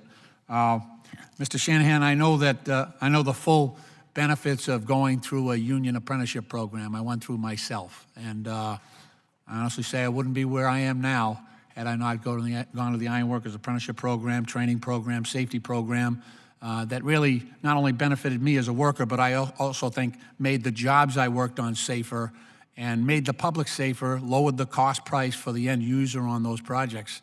And I know that Chairman DeFazio has a bill that we're considering right now to provide $55 billion to rail. We don't have anybody better in Congress than Dan Lipinski on rail, but he's working closely with our chairman in order to get that done. Could you talk a little bit about, and by the way, nothing shakes my confidence in Amtrak more than hearing that they are dividing the workforce by bringing in people who are less qualified to work on rail projects. It just destroys my confidence in Amtrak, frankly. It's part of the reason why, for our commuter rail, we got rid of Amtrak a number of years ago in Massachusetts, and now we went with another company. But with all the challenges we have, do you really want to pick that fight to try to save a couple of bucks by bringing in less trained workers who are not trained on FRA standards, that don't have that experience and that regular training, ongoing training on working on rail systems? It's a very different, as an iron worker, it's a very different environment when you're working on a live transportation system on rail, when you got the public coming through that system, and so many things that could go wrong if you don't have skilled workers in place. So, Mr. Shanahan, could you talk about what that means for the American rail passenger and American workers? IBT workers, Brotherhood of Locomotive Engineers are also within your bargaining unit as well. What that means, that $55 billion, provided we have skilled workers on that job. Yes, thank you. That funding creates stability in our workforce. It provides an opportunity for the American public to rest assured that, assuming our members are involved in performing that work, and union members as well, to rest assured that it's being done in a safe and efficient manner. I agree with you wholeheartedly when you say, you know, is this a place where we want to worry about saving a couple pennies but jeopardizing the general public or the employees? You know, it's just I think it's a long overdue, these projects, and specifically the Chicago region, are long overdue, and it needs to be done. It really, really does. Right, and I know, you know, as I said, we have 42,000 structurally deficient bridges across the country right now. Many of those are rail, you know, they carry rail, but I think generally, you know, we need to be on the same page, and that means Amtrak as well. You know, we put great responsibility on Amtrak to really spearhead our rail operations, at least our passenger rail, and I just hope that they will step up and do the right thing. Mr. Chairman, I yield back. Thank you. The chair now recognize Mr. Pence for 5 minutes. Thank you, Chairman Lipinski. Thank you all for being here today, and happy Railroad Day. I'm thrilled to have 450 industry attendees from railroads, rail labor, rail contractors, and rail supply companies on Capitol Hill today for Railroad Day. I look forward to meeting with fellow Hoosiers who operate in my Indiana 6th District this afternoon. In my home state of Indiana, 22 regional railroads span over 1,200 miles in the crossroads of America. 6 of those Class 3 short lines run through my district in southeast Indiana. Bordering the Kentucky state line at the tip of my district, Madison Railroad in Madison, Indiana, is a Class 3 short line railroad with 26 miles of operational tracks. Over the years, Madison Railroad has competed for funding from multiple federal grant programs to improve the safety of their tracks and bridges in rural America, Indiana. Of the numerous programs Madison Railroad applied for last year, they received one grant, the Consolidated Rail Safety Improvement Grant, or CRISI. This grant provided $4.2 million to update the aging Graham Creek Bridge, which was built in 1880 to ensure heavy commercial freight loads can be accommodated. With short line freight accounting for nearly 30% of all freight rail, these grants have a substantial impact on rural economies like those in Madison, Indiana. Mayor Berry, who is from the city my grandparents lived in for many years, I spent a lot of time in that town. Can you speak to any initiatives like CRISI Grant that support short line railroads, such as the 45G tax credit and infra grants? Thank you for your question. I'm sorry I don't have expertise on those items. I'm very sorry. Okay, that's okay. Thanks. Thank you, Mayor. Just want to get in that shout And for Oak Lawn. It's good to give a shout out to Oak Lawn. Right. We have a saying here, all roads lead to Oak Lawn, and you'd be amazed how many connections we have. All right. Thank you. I'm sorry I can't help you, sir. Well, let me ask a different question then of some of you. At our last hearing, I highlighted the impact of railroad crossing blockages on Hoosier day-to-day lives in my district. Just last weekend, my wife spent over an hour waiting and was finally rerouted about a mile from our house. This particular crossing became such a particular problem for Columbus, Indiana, that the city, the state, the railroad, and Cummins Engine Company, located in our town, all got together and put funds to address this problem by building a bridge over the rail. If it weren't for all their generosity, this crossing would likely still be waiting on public funding. Unfortunately, this story is common in rural America, my district, Indiana specifically. Mr. Jeffries and Mayor Berry, in your testimony, you cite the CREATE program, a public-private partnership grant program, as a valuable tool for revitalizing local infrastructure. With my town's project as an example of successfully leveraging public-private investment? How can we encourage more public-private partnerships to address a critical gap in funding for infrastructure projects in small rural communities? Mayor Berry? Thank you. The CREATE program really brings all partners to the table with a little skin in the game. And, you know, it's how government should work. Everyone should kind of participate, contribute, and, you know, in a rural community, it's a little harder, I imagine, to get all those parties together. But I know when, for example, we're trying to upgrade our signal, we had some money from the mayor's, you know, caucus that we could contribute, and that got Metro's attention, and they said, well, if you have money, we can get money, and it just moves the project along. The CREATE program should be the model for funding to get things done. Thank you. Mr. Jeffries? Certainly, and I certainly credit the state of Indiana and your community specifically for looking at innovative ways to deal with grade crossings and separating crossings, because, you know, as the mayor said, when everybody comes to the table and everybody puts skin in the game, then that's how you get real results and real buy-in. So, you know, on the federal side, certainly the build grants or the infra grants are certainly viable options. And I believe, I'm getting a little out of my lane here, I believe they have rural set-asides.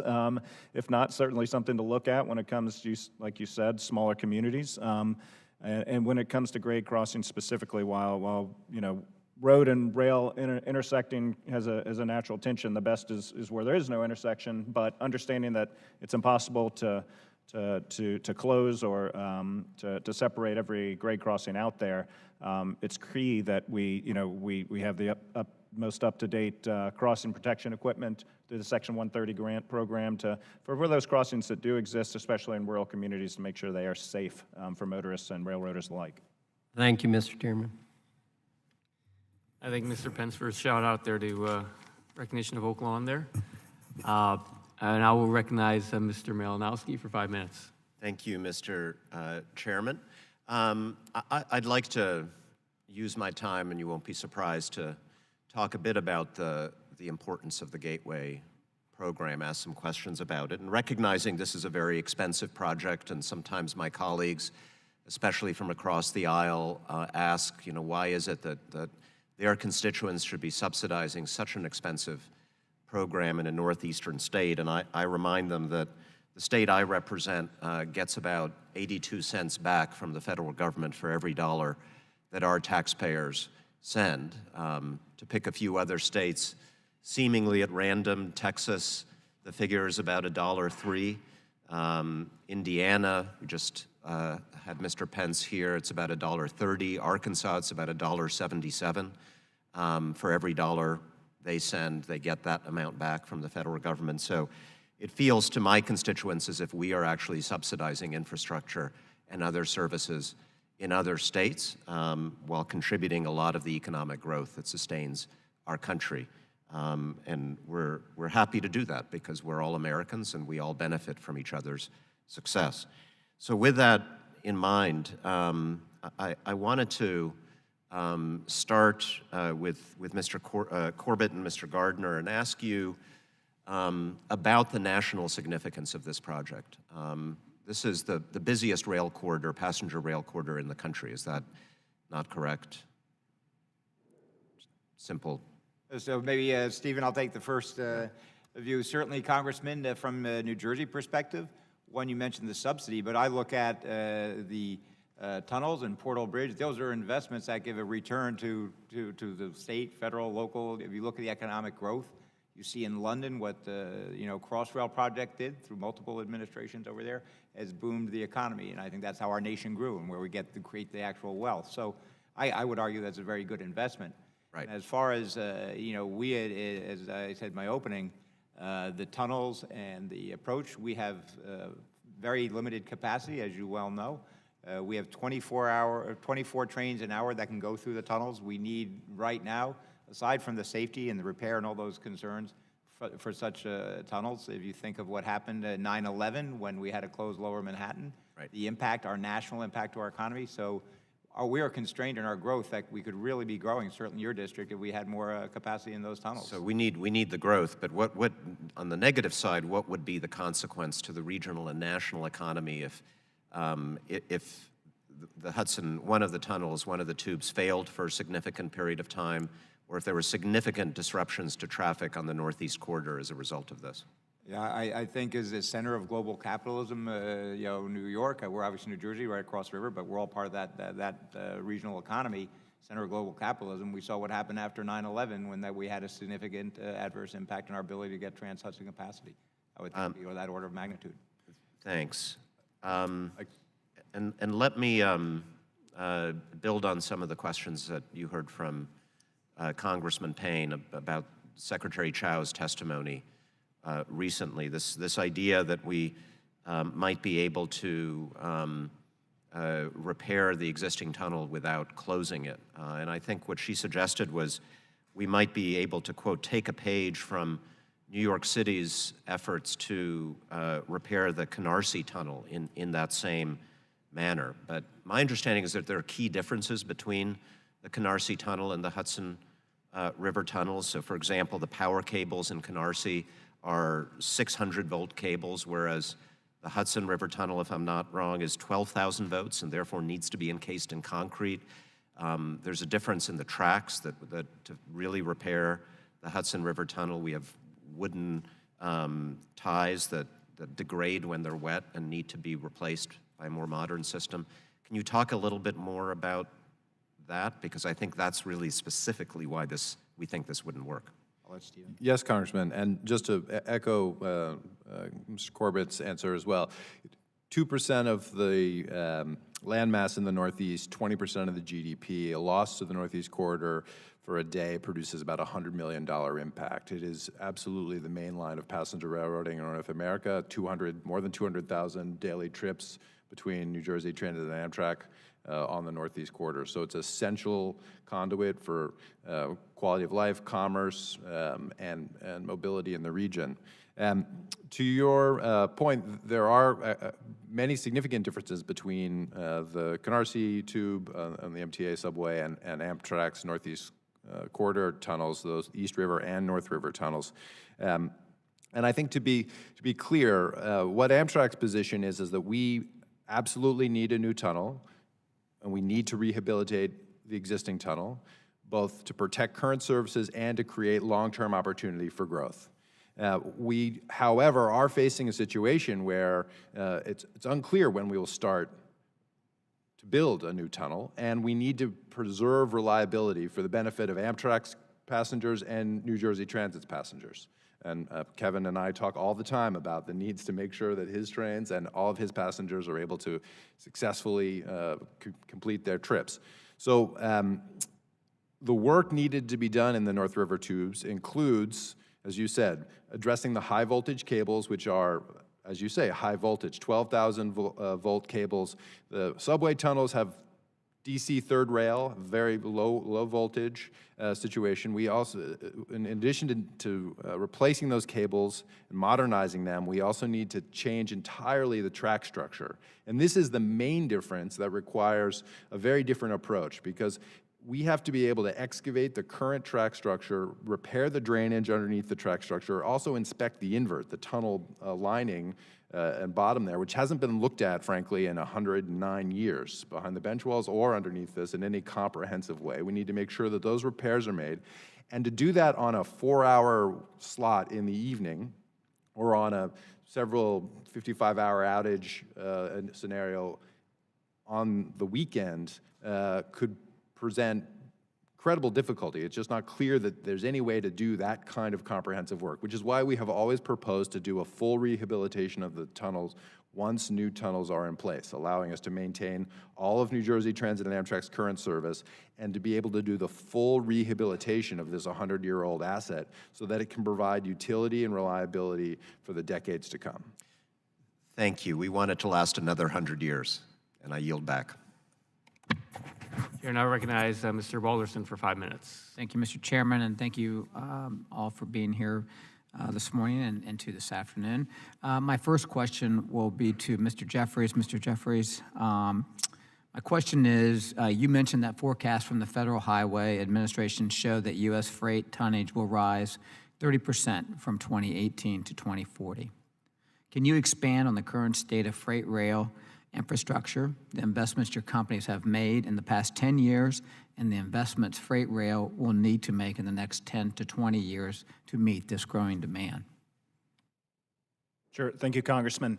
So over the past, you're certainly right about the projected increase in freight movements, and it's something that everybody's been planning for. But over the past 10 years, railroads have averaged, the Class 1s have averaged about $25 billion back into their networks every year. So it's about $250 billion, and that trend continues. And that's two types of investment. That's kind of core maintenance. That's ensuring the infrastructure that you have is at a high level of performance, that it can handle the capacity that's there. And then it's also expansion or capital expenditures, whether that's track expansion, whether it's increasing or rehabilitating tunnels to allow for double stack. But as we look forward, I think this is something all of our companies are constantly evaluating. So each company is looking at its commodity mix. Certainly, when you look at historically, coal played such a massive part in rail revenues. That is much less the case than it was. Coal continues to decline based on a variety of factors. But as railroads continue to invest in new track and new ways of operating and new technologies, they get more competitive with other types of traffic.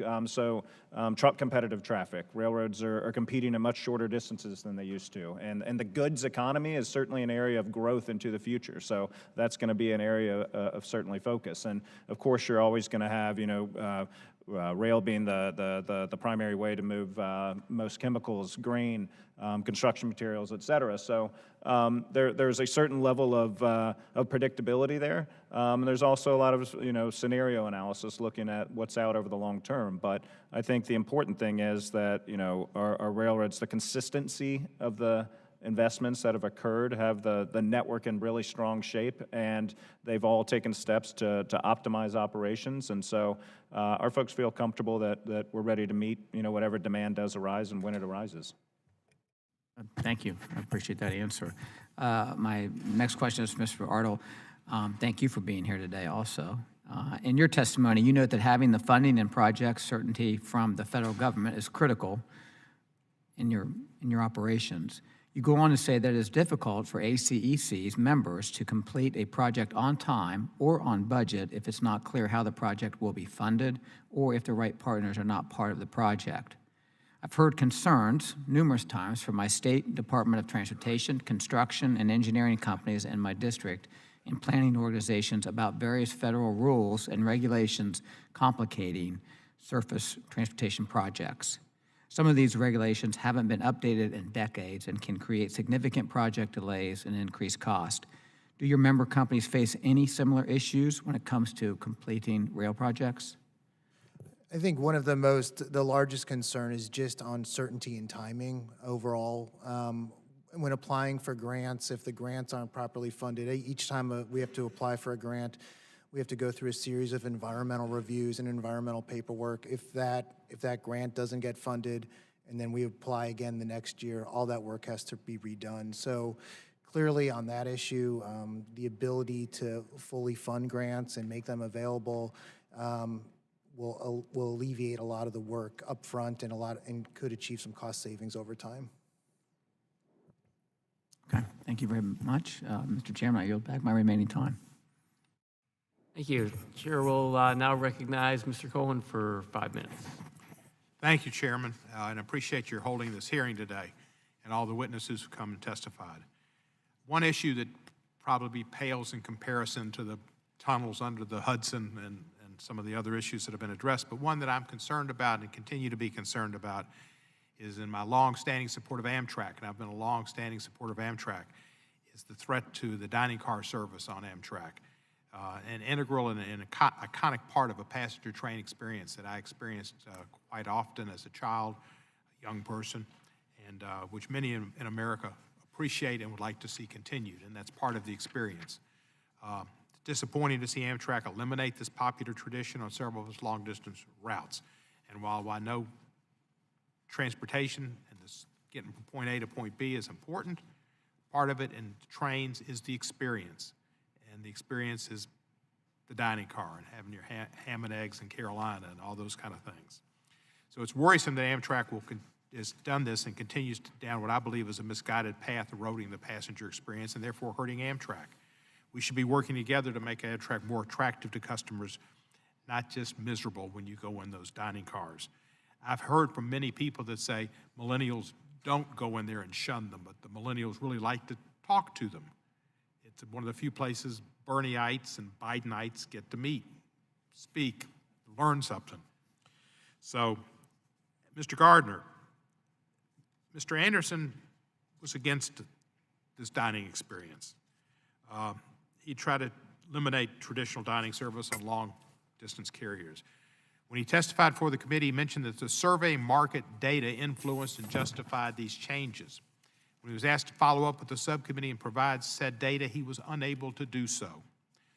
Mr. Gardner, what will Amtrak's food and beverage service look like under your new CEO, William Flynn, who I look forward to working with? I think he'll be a breath of fresh air and a provider of good ambiance on the train and food. Does Amtrak intend to restore traditional dining service on its long-distance routes?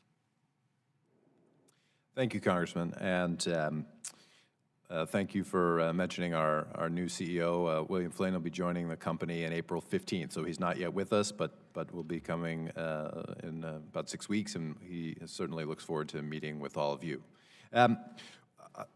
I completely agree with you that part of the benefit of rail is the unique experience, the sort of generosity that I like to think of that we create. We have a more spacious environment, a more flexible environment, one in which the journey is part of the trip. And absolutely, food service is part of this. I would say that we are trying to find the continual upgrade and modernization of our products across our network. We have a 46-state network, a variety of different services, a variety of different needs, and that requires us to continue to experiment and try new ways to meet the requirements and needs of our traveling public. As you are well aware, there's major demographic shifts underway, major population change, and our population of riders is changing over time. And we look to find new ways to attract and meet the expectations and needs of our passengers. That does mean that we have changed some of our service for our single night overnight meal service on our long-distance trains.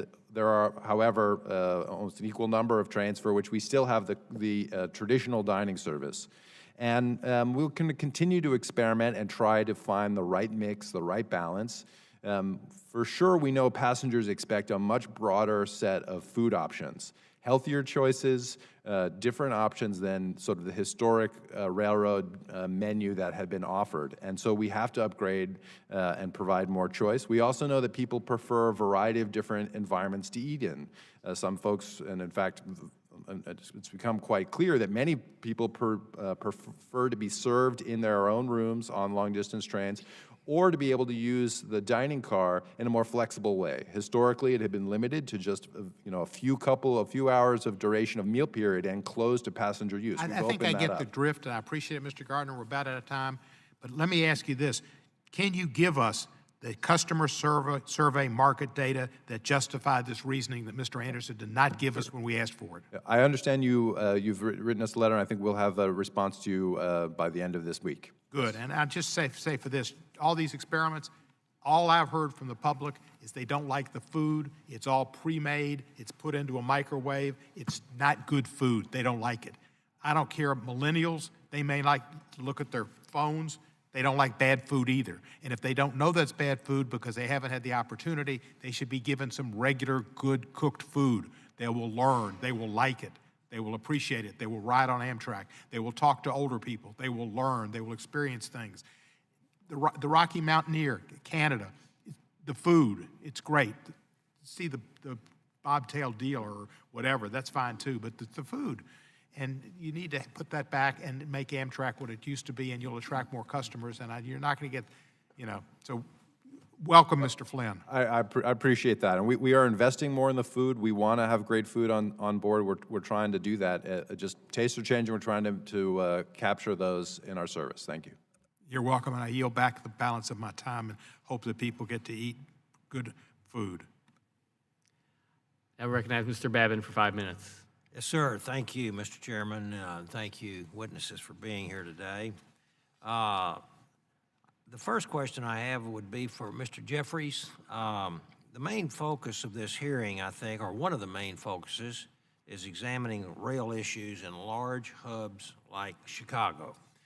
And while urban areas are very important, rural areas are also just as important, especially if you live in a rural area. As we look to the surface transportation reauthorization, what are some of the ways that we can strengthen and protect our rural railroad infrastructure? I would like to hear some of your ideas. Thank you for that, Congressman. And certainly, railroading is, as much of a, if not more of a rural industry as it is an urban industry. So certainly serve both areas. So a few things come to mind.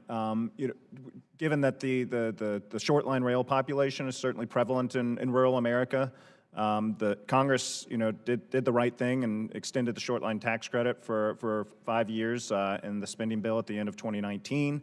There's an effort to make that permanent moving forward, and I think that makes sense. The results of it are undeniable, and that reaches that segment of the rail industry that certainly needs that help in reinvesting back into its infrastructure. When we look at grant programs, larger grant programs, be it infra, be it build, be it CRISI. I mentioned earlier, I believe they have rural set-asides. I apologize for my lack of in-depth knowledge, but that's certainly an area worth considering.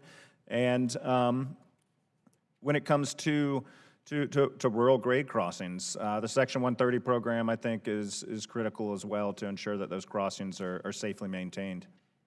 Okay, thank you very much. Second question for Mr. Gardner. When you prioritize investments, is there a cost-benefit analysis conducted with ridership and economic benefits to the local, state, and federal entities that are involved?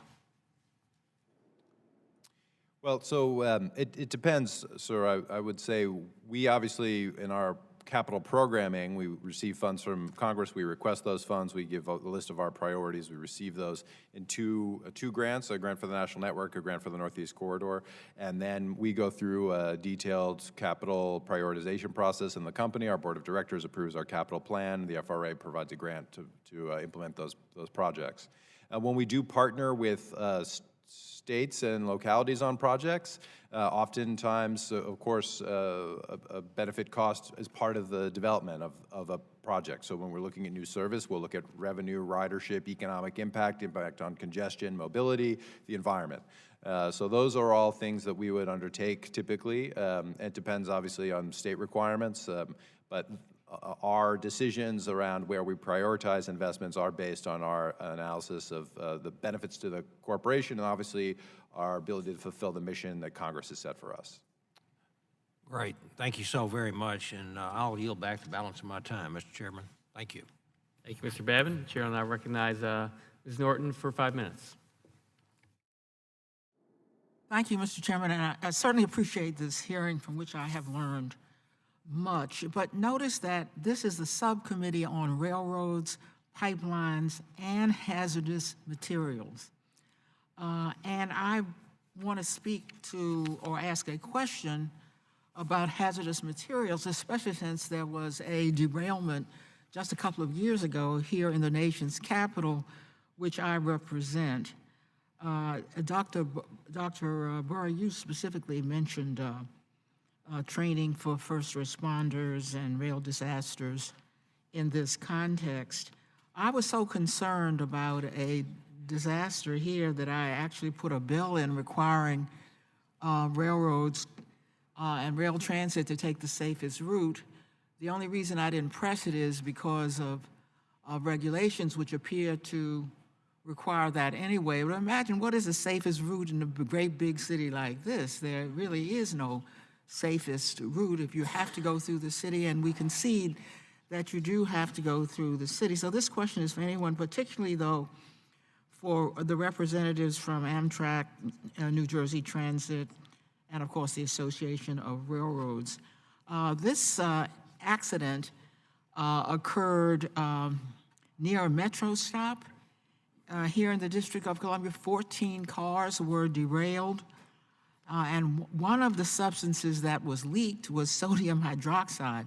This is a highly corrosive substance to the skin and eyes, so you can imagine our concern. So I'd like to ask, certainly those of you involved in transit, any of you may have ideas or answers. What are you doing? What strategies are you employing to mitigate these risks, particularly in high-density areas like the one where we are meeting, where you don't have alternative routes? So what are you doing to mitigate these risks? Let me begin with Mr. Garner of Amtrak. Thank you, Congresswoman. Well, two things I would say. First, Amtrak has this was a CSX train. Yep. Amtrak has a complicated and sort of detailed relationship with our freight partners. We are a tenant on their railroads across the nation, and they are a tenant, in fact, on our Northeast corridor. So we work very closely with our freight partners to make sure that we have across the industry. They're a tenant, so whose responsibility is it? So in the Northeast Corridor environment, where we're the host railroad, we have an obligation to permit freight traffic on our lines. So our responsibility is twofold. One is to make sure that the infrastructure is safe. We have that responsibility, and to make sure through the implementation of positive train control and our safety management system that we are elevating our safety abilities and trying to drive improvements across our infrastructure. The freight railroads have a right to carry their commodities on our railroad, so we cannot restrict or control their routing or the commodities that they carry. But we do work closely with the freight railroads to make sure that we have, for our Amtrak Police Department and our emergency response team, to make sure that we have good coordination and training so that we can respond if things occur. But fundamentally, I would say the goals of the industry need to be to adopt a safety management program, a system that drives continual improvement across our network. And positive train control is a very important step to ensuring that things like train collisions or misaligned switches are avoided, but there are more efforts necessary, I'm sure, across our whole industry to improve the safety margins, particularly when carrying both people, which is our business, and hazardous materials, which is our colleagues' business. Well, given any of the rest of you have any mitigation ideas, given the inevitability you got to go through high-density areas like the nation's capital? Yes, sir. So thank you for that.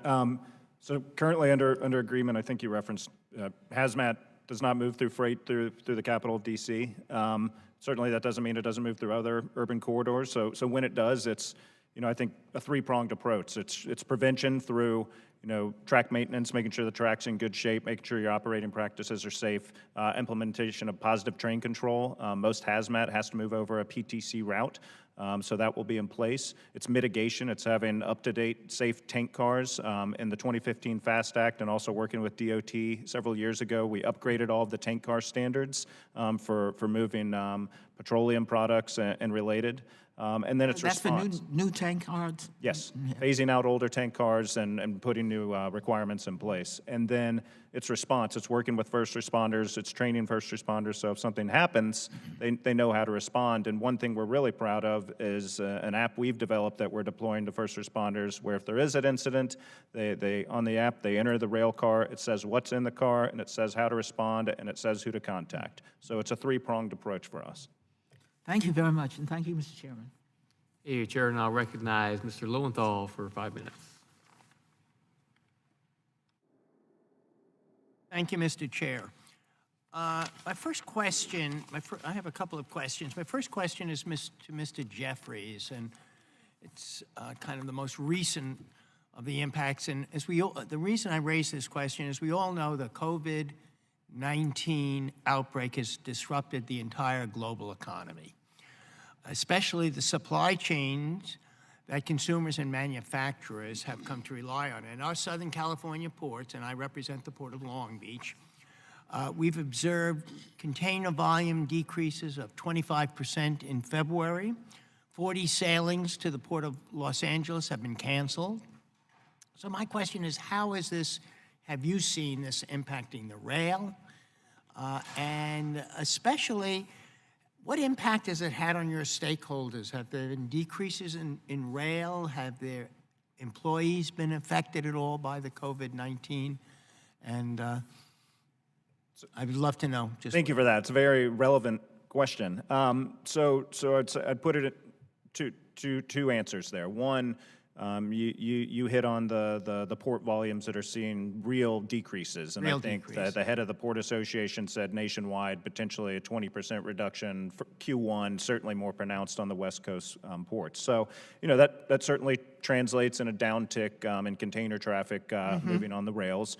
And in conversations I've had with some of our members, they're communicating with their intermodal customers because I think some of the focus is, this traffic's going to come eventually, and making sure that when that uptick does occur, that everyone's ready and can flex into full capacity to get folks what they need. But I think so planning is in place, and certainly monitoring's in place, and we continue to evaluate because I think we're all trying to determine what the overall impact is, and certainly the longer the shutdowns in Asia occur, the more pronounced that might be.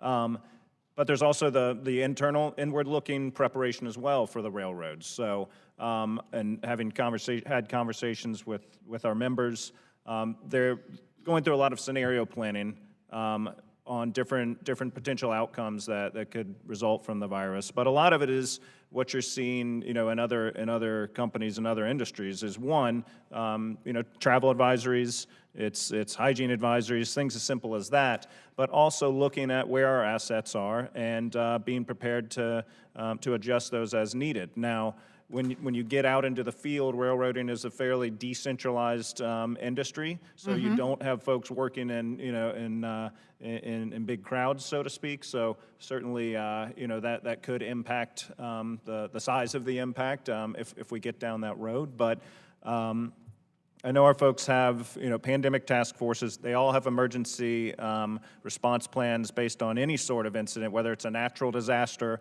a pandemic. Have there been any layoffs of employees? Because has it impacted the employees of railroads if there's been declining amounts of container traffic at this moment? I'm just trying to see the overall impact. Right. I'm not aware of any layoffs as a result of the virus, no. Thank you. Thank you, and I appreciate your candid answer. Mr. Corbett, Southern California's commuter rail service, Metrolink, has a $444 million backlog of the state of good repair projects. What kind of backlog do you have at New Jersey Transit? Well, thank you, Congressman. Certainly, I am somewhat jealous of my colleagues, Phil Washington, particularly, in the dedicated funding stream that California has provided for him. Unfortunately, I came into my seat 2 years ago, and we did not have a 5-year capital plan. We live with a tin cup going to the legislature. Half our revenue comes through fare box, a little other extra income, real estate, et cetera, parking. And the rest we have to get from our state legislature, other than the capital funding we get or the other funding I mentioned in my opening comments. So it's really, our backlog is, capital projects is billions. In the last 2 years and this year, our state budget, we've been able to bring up our operating, but there was a decade of where we rated capital, about $500 million a year of capital funding went to cover operating, with a very insidious practice. So you're in serious issues about state of repair projects. So my question is, has that backlog affected the reliability and quality of service that you offer? Absolutely. We have 50-year-old engines, older than Stephen, I think. Our coaches are 40 years, so we had no investment in our PTC program. When I came in, we were only 12% complete. So all those things, we weren't training crews for engineers, so we had a huge backlog. All those things affected service. And if you bring down the average age of your fleet, there's a healthy average, where your mean distance between failure, the number of annulments, those kind of things become virtuous. So if we increase the amount of federal government aid to commuter rail for use, if that increased in this coming budget, could you spend that on state of good repair projects? Absolutely. We touched on bridges, ADA, with ADA rate making it so all platforms, it can't just be partial platforms now with the ADA changes. So we have a huge backlog.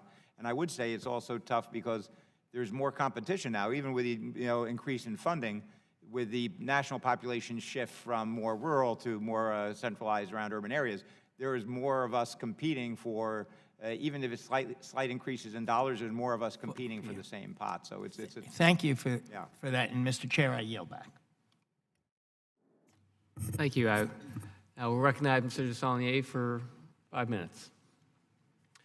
Thank you, Mr. Chairman. Thank you for the hearing. This is enormously important, maybe boring to non-engineers and people who are not interested in rail infrastructure.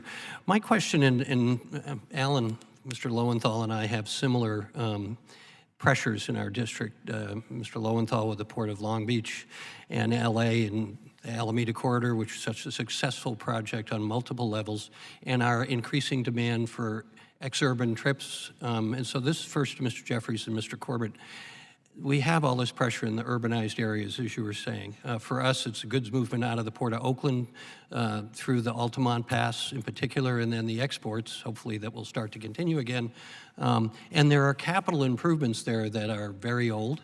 And some of them lay dormant. So for instance, in my district, we were adding workforce housing in the eastern part of the East Bay. We extended the Bay Area Rapid Transit System, but when we were in negotiations for that, we were negotiating with UP for a line that was largely dormant because that area had gone from industrial shipping of wheat 100 years ago to largely urbanized suburban.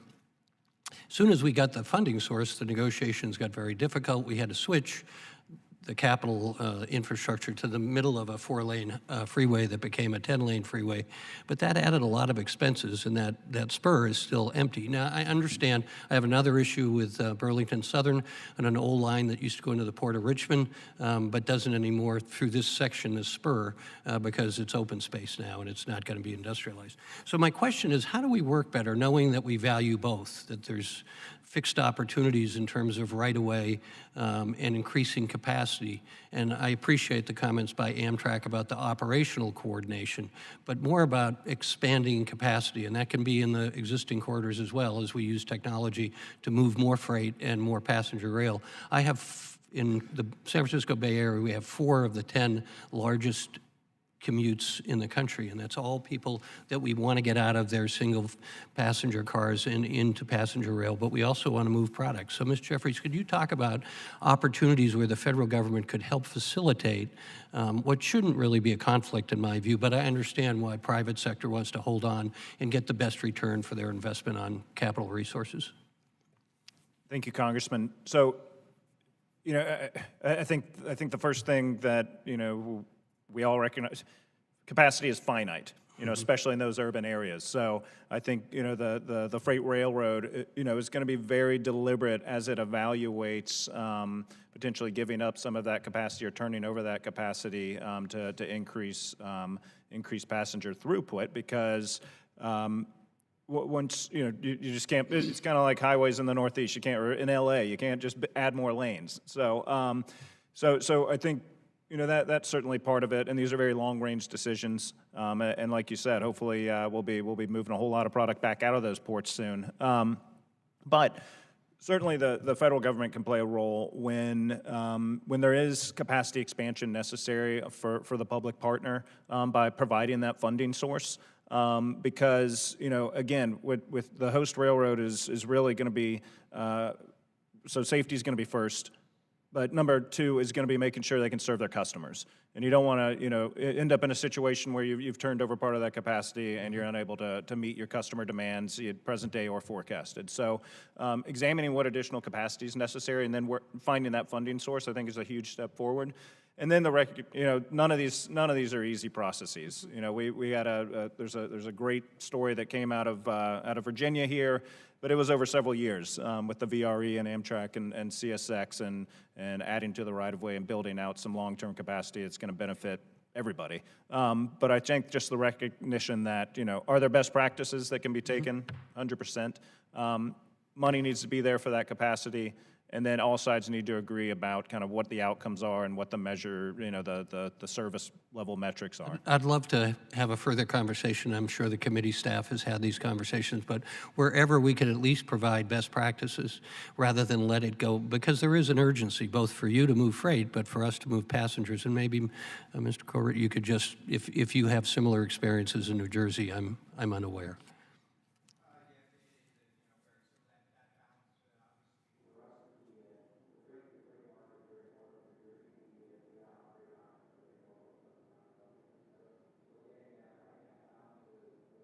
We are very sensitive to that. Certainly, PTC has been a driver behind that cooperation. So it is very, very similar in New Jersey. High density, that trade-off, that triage process. And frankly, it comes down to the question that Congressman Lowenthal said. It's funding. There's only a limited amount of funding. The freights have to make their profit. They have their shareholders, and us, we have to have fares that are reasonable. And so that gap is, that starts that sort of a triage process. Thank you. I yield back, Mr. Chairman.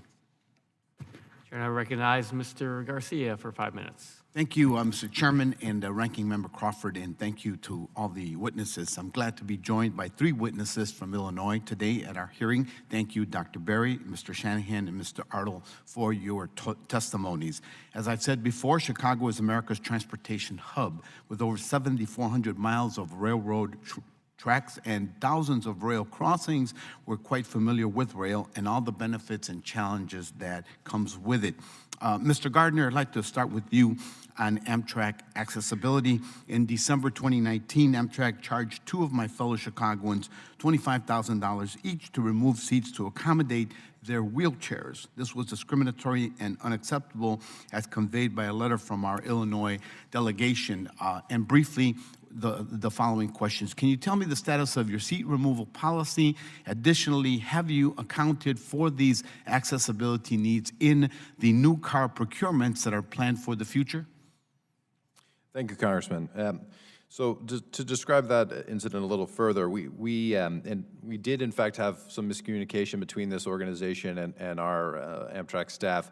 What the $25,000 was not a charge for tickets and travel per se. It was the cost of modifying and changing out the interior of a piece of equipment. And that, it turned out, was not necessary for us to be able to move this group. We were able to accommodate them on a train by adding a series of coaches and being able to provide them. In fact, that is our obligations under the ADA, is to provide equipment that is ADA accessible. As we look to the future, we're continuing to work with Access Living to try and figure out ways to meet their needs for their trips. They've been a group with a long tradition of using Amtrak. We want to keep them as good customers, and we are, in fact, meeting our ADA requirements and going beyond them with our new Acela train sets, and as we look to procure additional sets to be able to meet the needs of our passengers consistent with the requirements of the law. Are you reviewing any policies beyond seat removal to avoid other incidents that prevent Americans with disabilities from accessing Amtrak? Briefly, please. Well, we're looking, as Mr. Corbett said, at our access on the platform side to create good additional access for our equipment within the trains to be able to have the right level of width and the right level of seat availability. And these are common across the requirements, including retrofitting additional equipment where we can, that we have today. Your written testimony noted that Amtrak must bring 230 long-distance stations into compliance with ADA requirements. In fact, you've shared or sole responsibility for 387 stations. Yet, as of February 2020, Amtrak reported it has completed all of its ADA responsibilities at only 39 stations. When do you plan to bring all 387 stations into 100% compliance with ADA?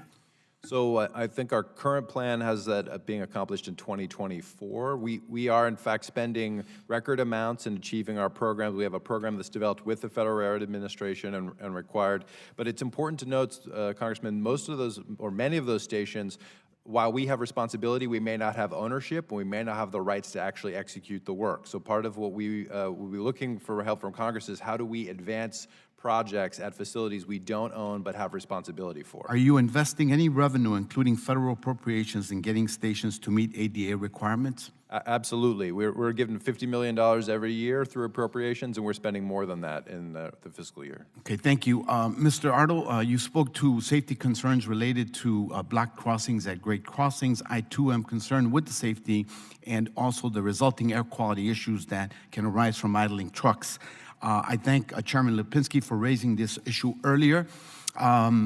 Do you believe that if the federal government could provide a more dedicated funding stream to build grade-separated crossings, we could both reduce block crossings congestion and accidents? And before you answer that, I just want to add, I'm currently working on legislation to create a dedicated funding stream for grade crossing separations. Yes, absolutely. A multi-year program with funding would give engineers, IDOT, the CREATE program, the ability to plan forward for years and provide the proper balance of funding and teamwork and partnership that would be needed to address many of the grade separation problems. Thank you so much. Wow, I still have 10 seconds, and with that, I yield back, Mr. Chairman. Thank you, Mr. Garcia. Thank you for your work in Illinois and on this committee.